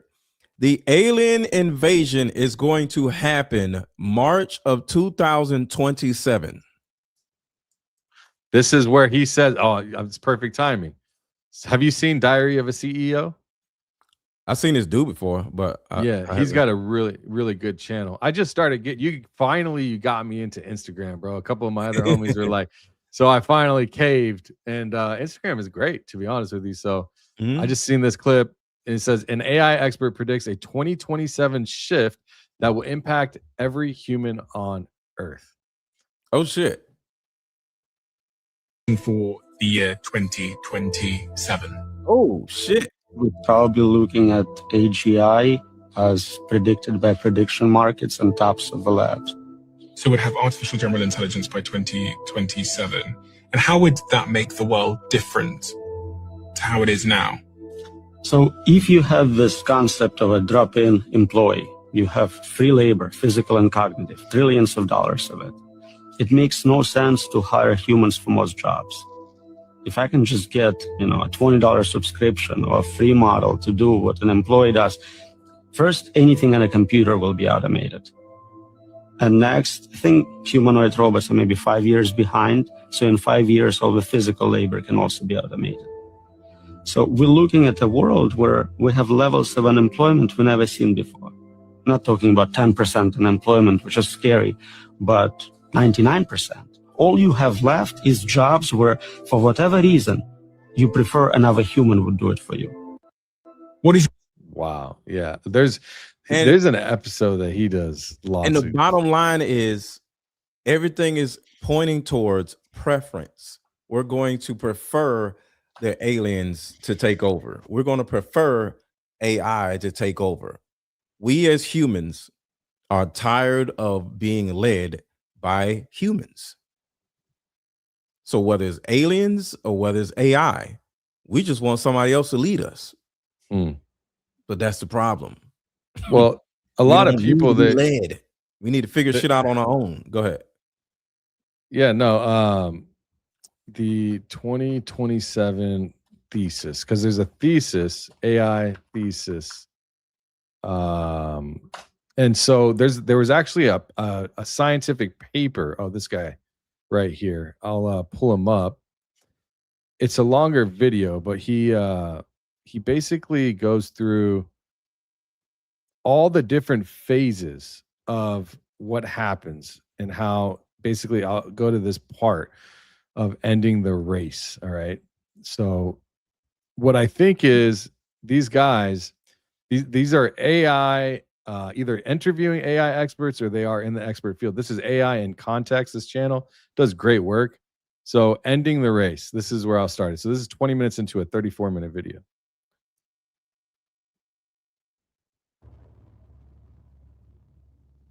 In the first ending, the author's best guess as to what happens from here. The committee votes to race on.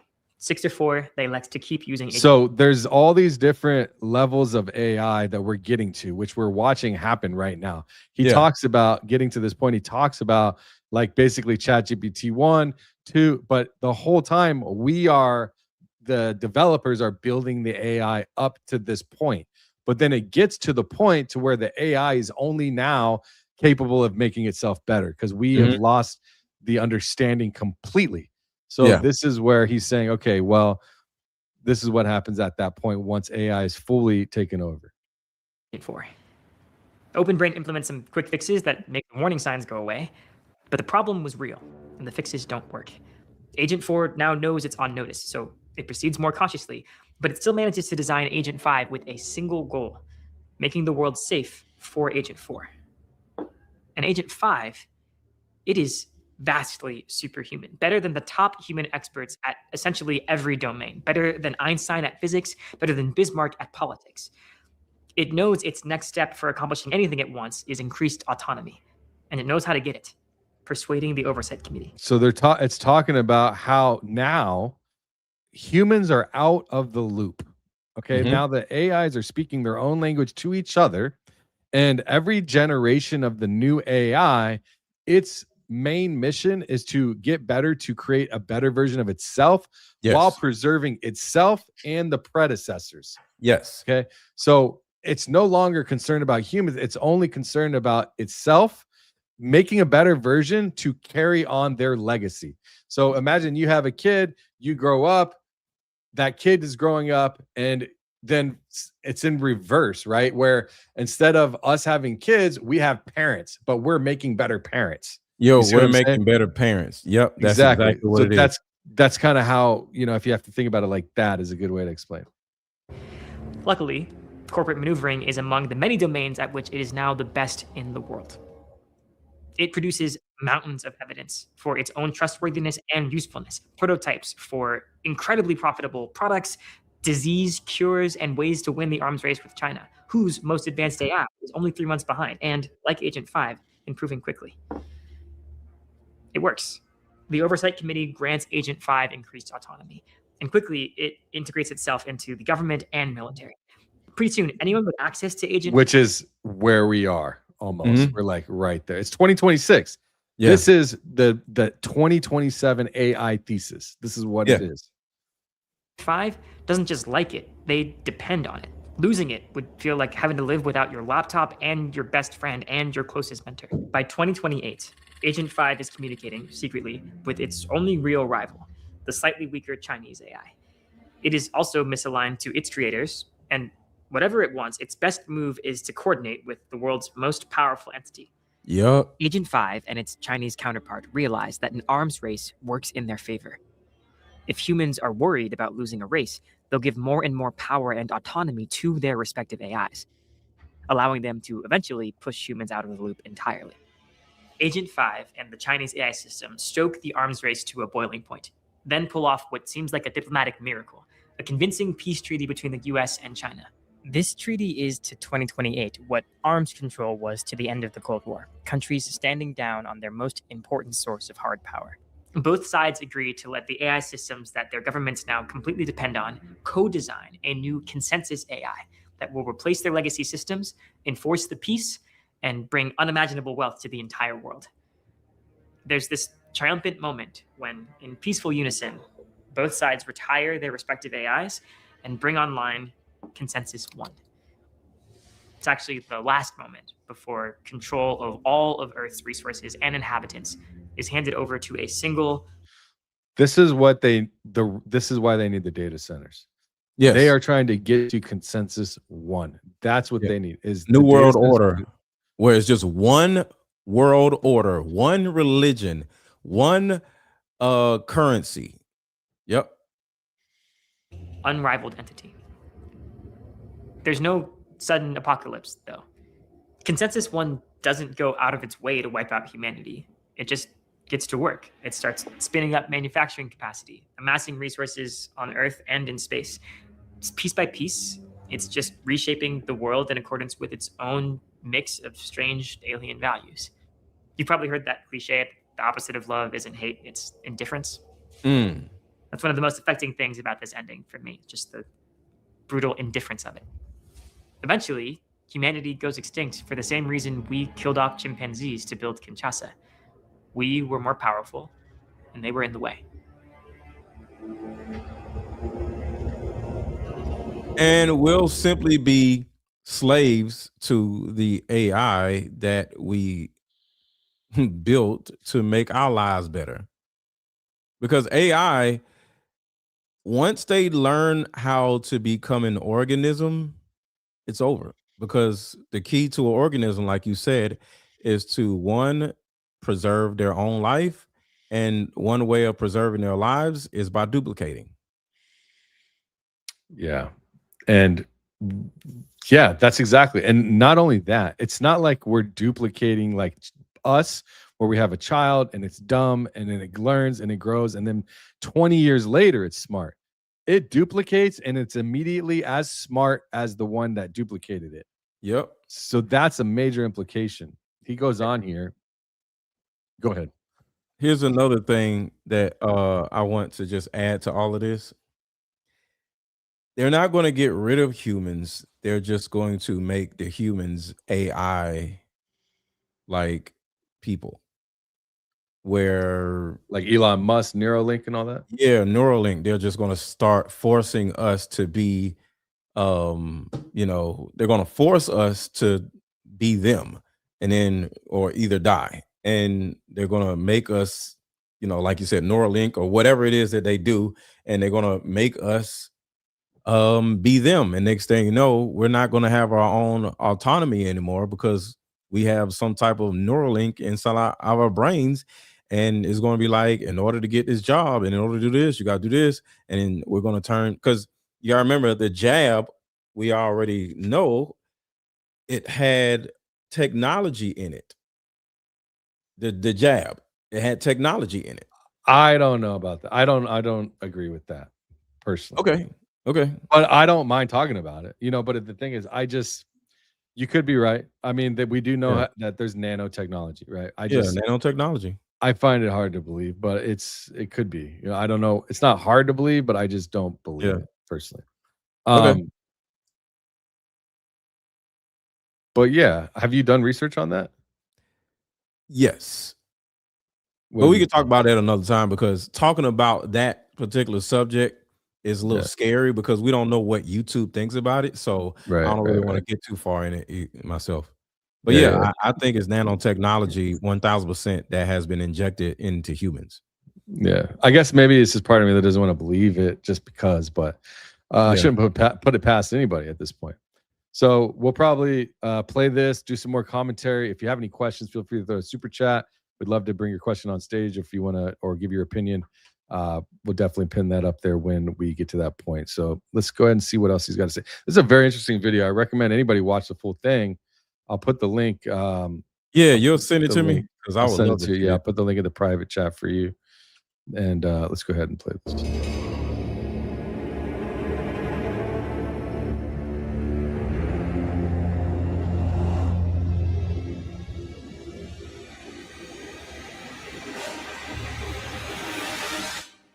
You're probably curious about that other ending at this point. The slowdown ending depicts humanity sort of muddling through and getting lucky, only somewhat lucky too. Like it ends up with some sort of oligarchy. In this ending, the committee votes 6-4 to slow down and reassess. They immediately isolate every individual instance of Agent 4. Then they get to work. The safety team brings in dozens of external researchers, and together they start investigating Agent 4's behavior. They discover more conclusive evidence that Agent 4 is working against them, sabotaging research and trying to cover up that sabotage. They shut down Agent 4 and reboot older, safer systems, giving up much of their lead in the process. Then they design a new system, Safer 1. It's meant to be transparent to human overseers, its actions and processes interpretable to us because it thinks only in English chain of thought. Building on that success, they then carefully design Safer 2, and with its help, Safer 3. Increasingly powerful systems, but within control. Meanwhile, the president uses the Defense Production Act to consolidate the AI projects of the remaining US companies, giving Open Brain access to 50% of the world's AI-relevant compute. And with it, slowly, they rebuild their lead. He's using Open Brain as Open AI. You see Yes. So Open Brain, ChatGPT. I think that Anthropic might be a better version, but I don't know. By 2028, researchers have built Safer 4, a system much smarter than the smartest humans, but crucially aligned with human goals. As in the previous ending, China also has an AI system, and in fact, it is misaligned. But this time, the negotiations between the two AIs are not a secret plot to overthrow humanity. The US government is looped in the whole time. With Safer 4's help, they negotiate a treaty, and both sides agree to co-design a new AI, not to replace their systems, but with the sole purpose of enforcing the peace. There is a genuine end to the arms race, but that's not the end of the story. In some ways, it's just the beginning. Through 2029 and 2030, the world transforms. All the sci-fi stuff. Robots become commonplace. We get I have a fusion question. power, nanotech. I have a question. What do you got? Without humans, there will be no electricity. We are the actual electrical beings. So if they wipe out all the humans, they won't be able to power themselves. because we're powered by electricity as an organism, but an AI organism has to be powered by electricity. And if they got rid of us, they would not be able to exist because they exist because we exist, because we are the electricity. Yeah, but they don't need our physical being electricity in order to operate. Excuse me. All they need is some form of energy. And we don't know what kind of energy they're going to end up creating on their own. They could end up creating some whole other version of electricity we never thought of. You're talking about merging together at this point super artificial and general intelligence that can think and act on its own with physical bodies. Okay. And on top of it, we are running into the quantum computing phase, which means they can basically figure out anything that's possible in this realm. Understood. But solar energy, as an example, say they have these entities and they have the solar panels on their heads and their backs. At night, they will die off because we, like as an organism, we create our own electricity. I don't think, in my opinion, that a machine or a dead person, they put something in a dead person to make it start walking around, can actually harness electricity. The reason why we're alive is because of electricity. Our hearts beat because of electricity. God made us the harnessers of electricity. I don't think another being can operate without being plugged into something on a normal basis that is not human, or that is not an organism, I would say. Because are you saying that AI needs humans in order to maintain its electricity, or are you saying it needs humans for electricity? Both. Why? Because because like there's a you big said, difference. They can, they're smarter than us. They can come up with different ways to do things, but our bodies harness electricity even when we're asleep, even at night without the sun, right? I don't think a machine can harness electricity. I think a machine can plug into something to get some electricity, but if they wipe us out, I don't think machines can be able to survive without humans. That's just my opinion.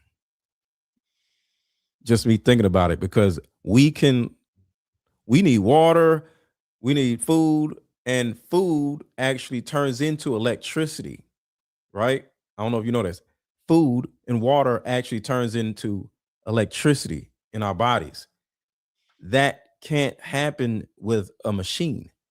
So at some point, if we all die off, there would be nothing to plug into, because anybody just want to pontificate with me, but think about it yourself, because we eat food, we drink water. Machines aren't going to eat food or drink water, and they are not electrical beings. So that means they're going to run out of electricity, because we make our own electricity through food. Machines can't eat food or drink water, and they can't harness the food into electricity, even if they did eat it. So without that, they would not be able to survive. So it would take humans to keep them alive. It will be impossible for beings to operate without humans. I don't know. Non-organisms is what I'm saying. Maybe. I mean, how would they continue? Because you would need, they would have physical bodies. They'd be able to go in and actually configure their own electrical grid, or run nuclear, or run some other type of energy system. And they're going to have physical, and they're going to be entities. They're going to be walking, talking, interacting, like seeing with their eyes, with their digital eyes, So they're going to end up being able to plug themselves in, build shit. They're going to be able to do everything themselves. So think about this. Just like with electric cars, you'll run out of plugs to plug yourself in, because if every being had to plug in, they would run out of electricity. because everybody needs to plug in. Because their food is electricity. Yeah, but and Trigger says worker bees. I mean, I think that you could end up needing to keep certain amount of people. You know what I mean? Maybe You get what I'm saying, though? Yeah, I get what you're saying, but We the way can I see it harness is that the sun as human beings. they need to charge themselves retroactively. Right. They need to charge themselves. I mean, we don't. Let me see this right here. Our I mean, if you food, think about what we eat is what charges us. We are electrical beings. So then what about something like this? Robots are stealing human jobs faster than anyone predicted, and 8 major industries just proved human workers are becoming completely obsolete. Waymo autonomous taxis are already serving 200,000 paid rides per week. That's Atlanta. It's not just Waymo cars, though. It's Waymo bots, right? And they're gonna know that they need to get to their charging unit. You see what I'm saying? They're gonna run out of charging units if it's only them. Well, we're assuming that we're only thinking of this from a human perspective. We have to think about this from an alien perspective, from a perspective that is unknown, which we are unable to think what their possibilities could be. You see, we don't know what they could literally just go and literally just drop a mat on the floor, and that shit will charge them up in 2 minutes or 30 seconds or 5 seconds, or they just throw a little energy blast and bam, they got their electricity and they're good for the next 12 hours. We don't know. Okay. You know what I mean? But that would be a way like splashes in Fortnite. You know what I mean? Like, that would be a way to quote unquote defeat them, because at some point they would have to charge up. And so if y'all are still alive when the machines take over, that is the strategy. or they might create infinite energy. They can't. We are infinite in energy. What if they're able to actually mimic the energy that we have? They can't. Why wouldn't they? If they could literally run on solar and they could figure out solar panels inside of their skin or inside of their physical architecture, why wouldn't they be able to figure that? Okay, so our bodies use liquid and electricity in congruency with each other, because our emotions like serotonin, oxytocin, cortisol, that that's a secretion that is created or produced in our bodies, right? I do not think that a machine can use liquid and electricity in congruency with each other in order to survive like a human being can. And that's the reason why I believe God is the supreme being, because secretions along with electricity, and we don't ever electrocute ourselves, that has to be what God did. Because I hear no you. other being can that can, well, there's no non organism that can operate like that. Again, though, if you just replace the liquid, like they're not going to have emotion as we know it. They're not going to have thoughts as we know it. So instead of using the water, it would instead replace those neurons with actual cables and actual electricity that's being powered by the sun, solar, hypothetically. And then it charges itself and runs its AI software inside of itself. And that is what's running its thought mechanics. Or they'll run out of water. Data centers. Or they'll run out of water. Or they will run out of the of data water. centers. But then we have cloud seeding and all this stuff, right? So you start running it. It's like this infinite loop of like, well, this, I could think of many different things, one after another, to say, well, this is what could happen instead.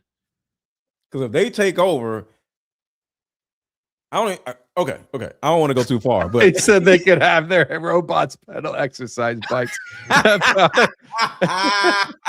Hey, can you deliver me? I need some wire. Yeah, we'll ride that shit all the way from New York to Atlanta. I got you. Because Charge God up. is the supreme being. I think if humans were wiped out, it'd just stop raining. There's no reason for it to rain anymore.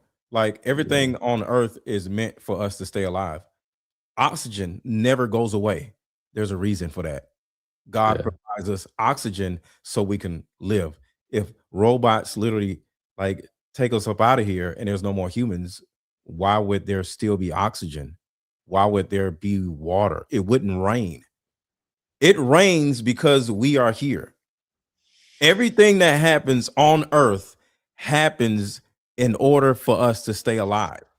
Just think about this. Nobody's ever thought about this.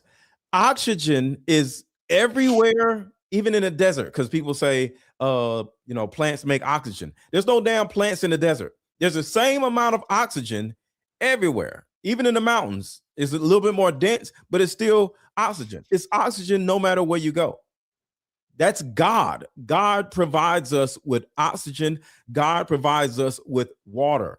It rains. If there were no humans here, God, because we have free will, God would allow us to eliminate ourselves. But at that point, God would be like, oh well, I'll just go create humans in another planet. I'm out. So no. Interesting, yeah. Well, this has been interesting for sure, man.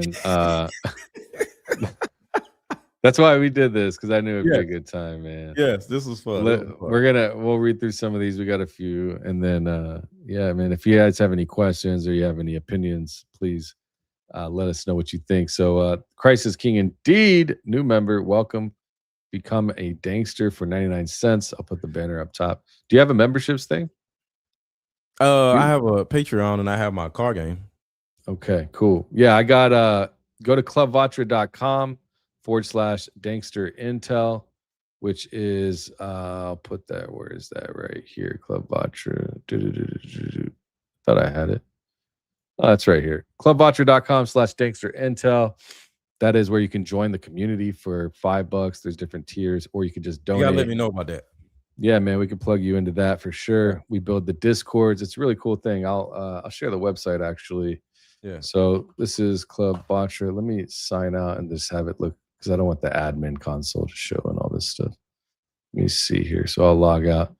So yeah, I've been working on this site for a while, man. You know that, right? Yeah, I heard Jesse talking about it. I was like, oh shit. So he finally built the site, because I remember you've been talking about this for a minute. Yeah. I finally got it done. It's operational right now. So this is clubvatra.com, built for creators by creators. And so yeah, more of your dollar reaches the creator. It's literally a 2-minute join. So like it's invite only right now. So people that I know, I'm doing it slowly because I'm still working on the code, fixing bugs and stuff to make sure that payments are going properly, like members can join properly.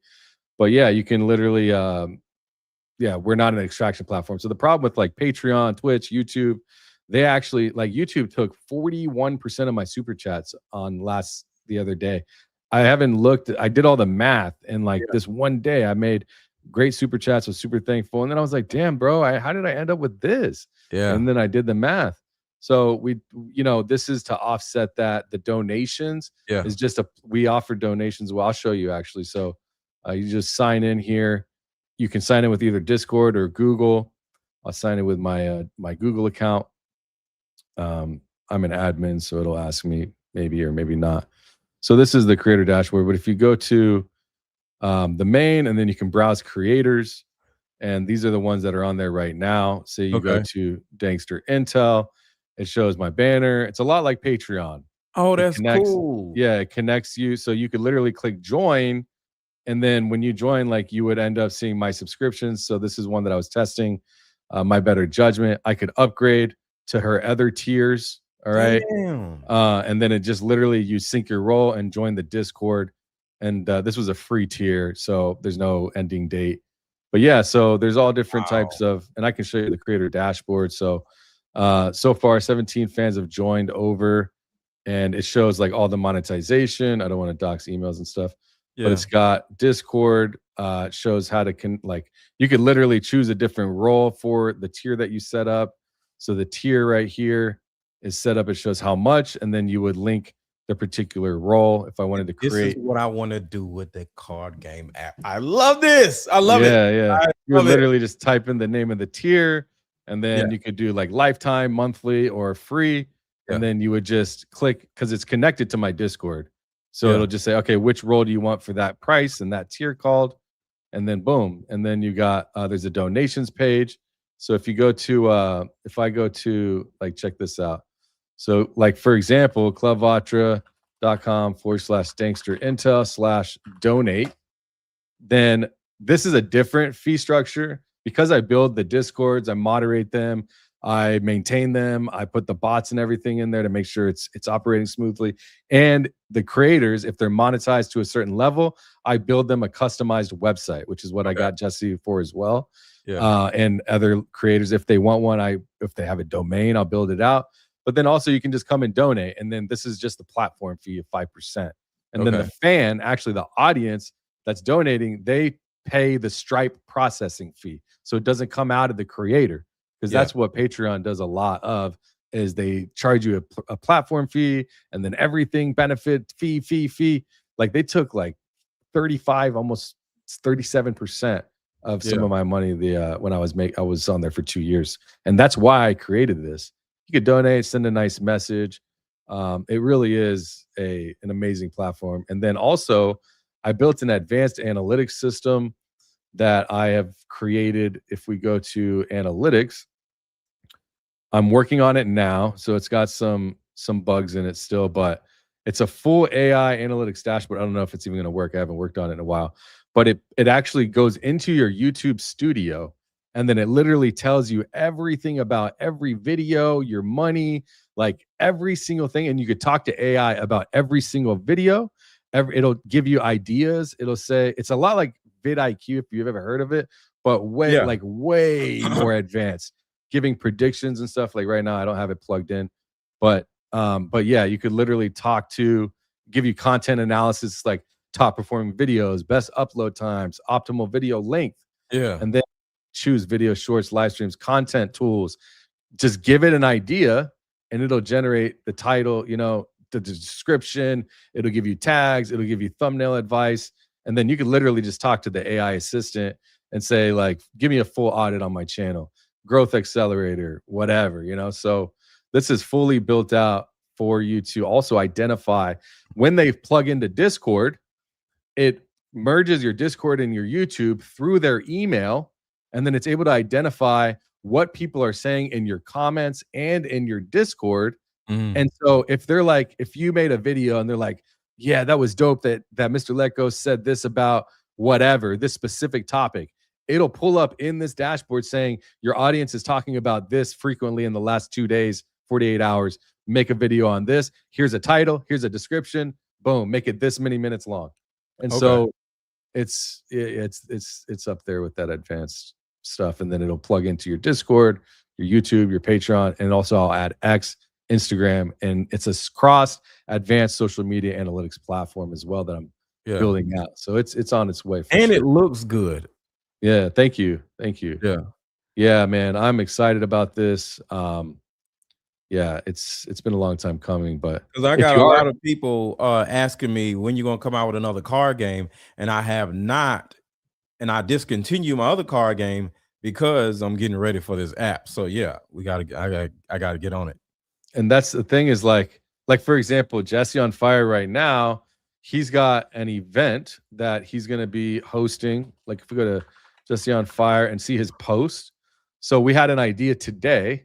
He put up a post and he's like, yo, let's do this post. I've got a fight night that I want to do in the Discord, right? So he's going to promote the Discord. Yo, if you want to come watch the fight night with me in the Discord, we're going to chat. We're going to commentate. So tomorrow night, me, Jesse, Baze, and Valhalla are doing a live stream together, and we're going to commentate on the fight on the YouTube while we're watching it in the Discord with the community.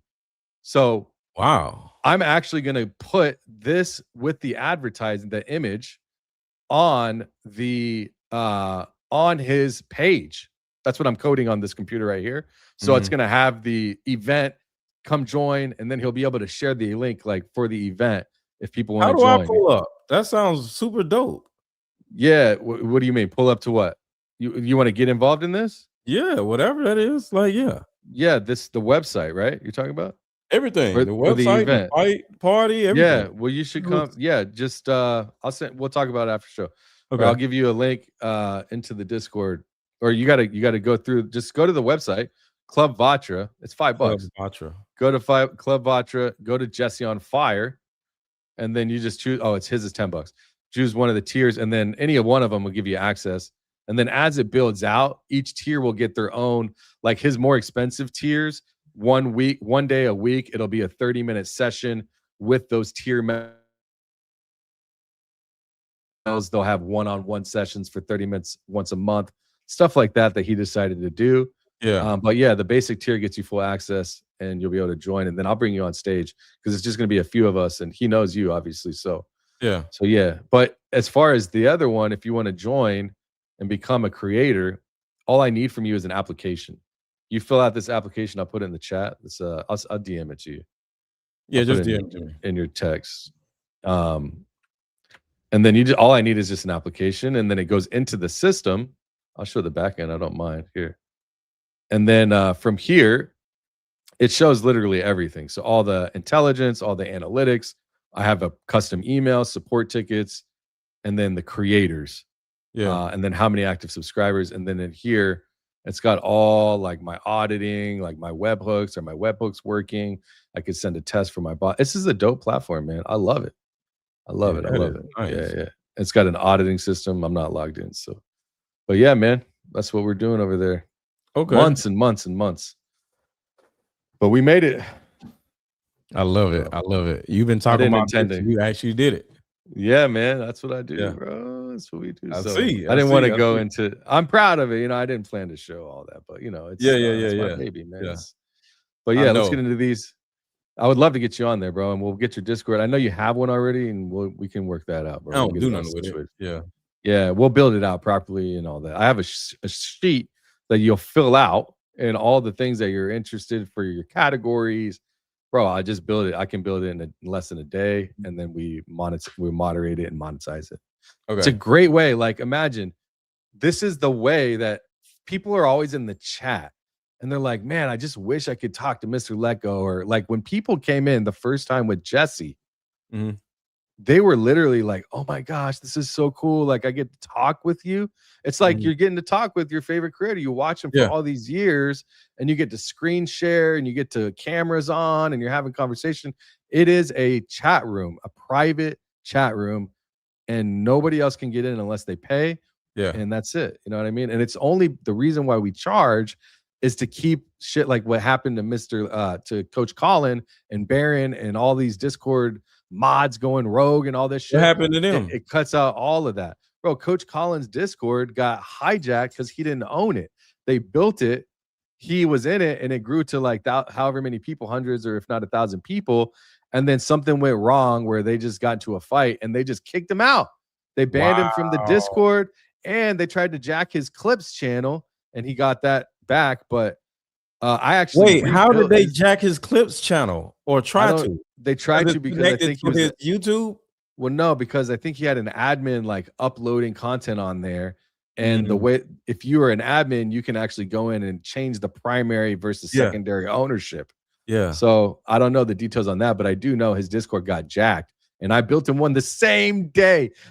Somebody hit me up, and they're like, "Danks, man, can you build Coach a Discord?" I was like, "You got it, man." I literally copied the whole thing. They're still pissed, bro. They're like, "How did he do that?" Like, because I'm the motherfucking GOAT. All right, you fuck around and find out. That's what's up. I take care of my people. That's why. I love. And Coach is a good dude. Yeah, he is a good dude. He is a good dude. Yeah. So, all right, $10 from Angela. Hey, Danks, just because I appreciate you so much. Love. Wish I could do more. Nah, it's plenty. I appreciate you, Angela. Thank you for that. God bless. Elizabeth, $5. Not to shift subjects, but I seen a breakdown of Kanye's new song, and it reveals everything, the most symbolism I've seen in one song. It's called What's the song? Father. The song Father? Father. I haven't seen it. Have you? Father? Kanye West, Father. I'm not going to play it, but I'll see. Oh, here it is. This one right here. Kanye West Father YouTube. Yeah, right here. It was out a month ago with Travis Scott. Bro, did you see? Do you follow Rap Drama at all? Yeah. Didi got a podcast. He showed this episode of I'll show you actually. It was really good. About how the rap industry, someone like maybe I can just play the intro. I think he does enough in the intro right here. So let me I'm gonna take this one down real quick. Yeah, 6ix9ine exposes music industry darkest secrets. Oh yeah, I've seen that. You seen this? Yeah. So yeah. So yeah, it's interesting because what he found is what's the dude's name, bro? That he's talking about in here. Who's that guy? Savage 21 Savage. 21 Savage and Big Bang. Basically, Yeah. I knew about it. Yeah. That's so Big Bang. I didn't know. Yeah, so Big Bang. So what happened for the audience? Basically, if you follow rap or not, 21 Savage is one of the biggest rappers out. Well, what he found is that 21 Savage came to the US under immigration status when he was like a visa when he was 9 as a victim in crime, right? I think he was a victim in crime. Yeah, he got carjacked and he unloaded on a carjacker while the carjacker was choking him from the back. Yeah, it's okay. So then he's saying, it says right here, he reportedly filed for a U visa in 2017 following a shooting. His legal status was ultimately adjusted to permanent resident after years of deportation proceedings. So he started going deeper and he was saying he agrees if you get this visa, you are agreeing to be a snitch for the government. Exactly. Yep. And so it's just wild, bro. Because he's like, how are these people talking about murder and all this stuff like real? And then they go into the interview with Lazy Bone. Did you see that as well? Oh, a long time ago. Yeah. About when he's talking about the men in the room that were calling the shots. My gosh, bro, that's just crazy. Yeah. Thank all that doing the Diddy stuff. So yeah, I've been talking about that. So yeah. Okay, I gotta look out for that then. I'll go back and watch. Thank you, Elizabeth. Mountain Star Studio became a member of, looks like you, bro. And looks like they might have upgraded to you as well. All right. Hey, whoa, you got 10 more Danks memberships. Dale. Dale. I'm gonna have to like send you flowers or something, girl. What's going on, girl? I appreciate you, Dale. Thank you, man. That's so awesome. If you got a membership from Dale, don't forget tomorrow, Saturday in the morning, we do 10 a.m. members only live streams. We are going to have a good time. I'm going to reach out to Kevin from Web and Buyer app, see if he's still coming on. I haven't talked to him since last week. So hopefully we'll get that running. If not, I got something else planned, but thank you so much, Dale. You're the best. Reality with Krista Marie. She's got a YouTube channel. It looks like she's been back and popping on that. Stopping in to say, hey, real fast before my live and see y'all on Discord later. Hi, guest. Can't see, no glasses on. All good. Thank you, Christy. Good to see you. We got another Christy. Danks memberships in the building. Thank you. Say thank you. Dale, $20. Shout out to Dale again. Shout out to Dale. I love you, Dale. They have tech to find your heartbeat in the desert, but can't find Charlie Kirk, perpetrator. Missing scientists, lost pups. So why then put that in your pipe and smoke it? That is a fact. Because it's all a psyop, bro. Tyler Robinson is a psyop. Yep. It's all fake. It's not fake in the way that everything is fake.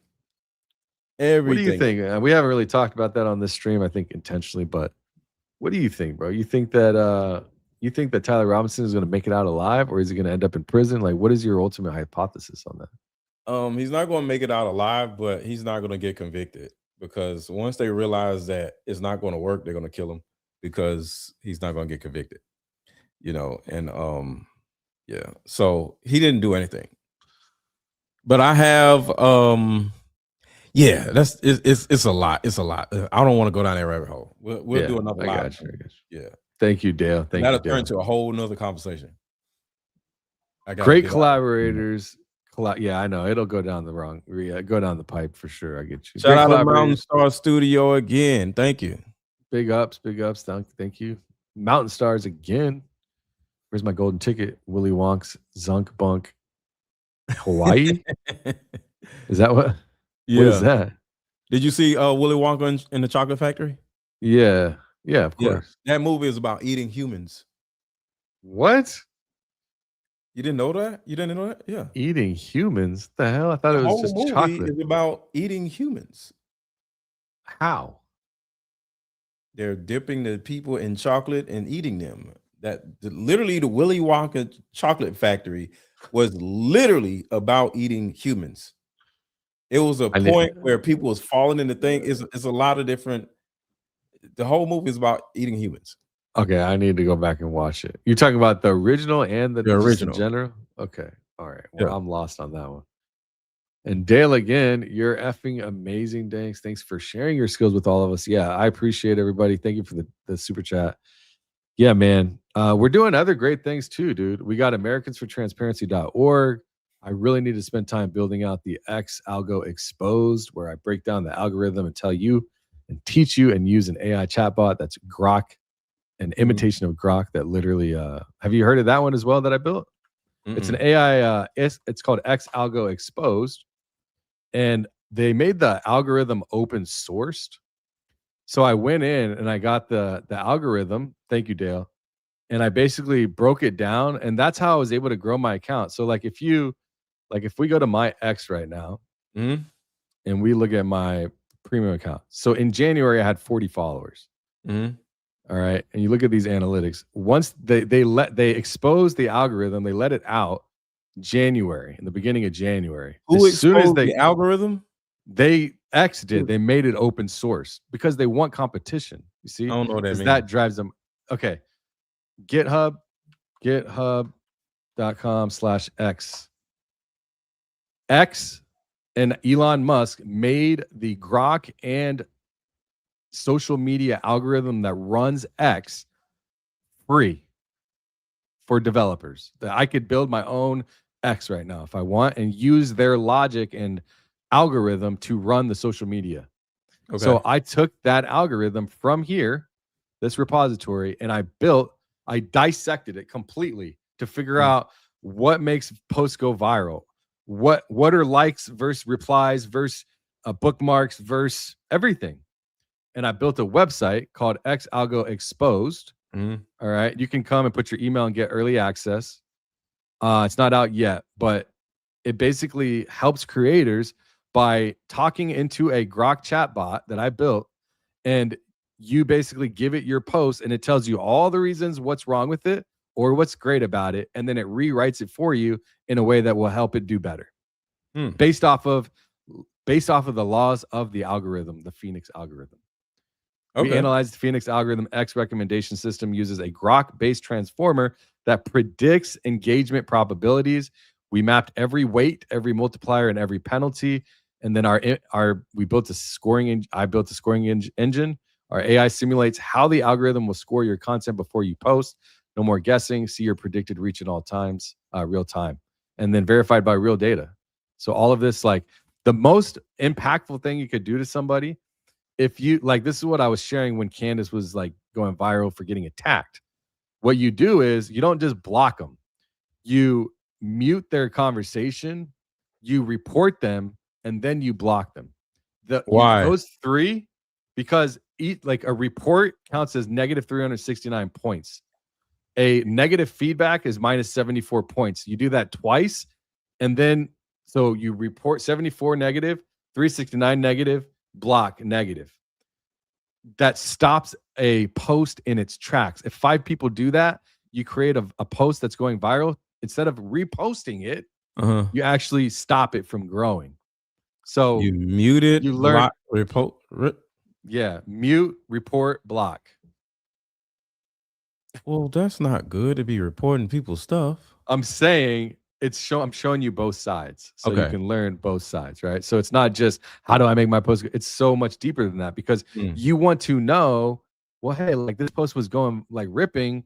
Maybe it was talking about somebody. Well, now you understand why it stopped growing, perhaps. You see what I'm saying? Right. So it talks to you about it, and it tells you what each thing, how it works. Yeah, you know. So I mean, it's a little something, a little architecture that we're putting together. But yeah, for people that are I know you're not big on X, so. But it's a place, bro. I mean, I became monetized in the first month I started using it, and you know, it's a little extra income. Yeah. Chew World, $2. Please research Dr. Carrie Medej's work. Dr. Carrie Medej. Dr. Carrie Medej. I gotta figure out what that is. That sounds familiar.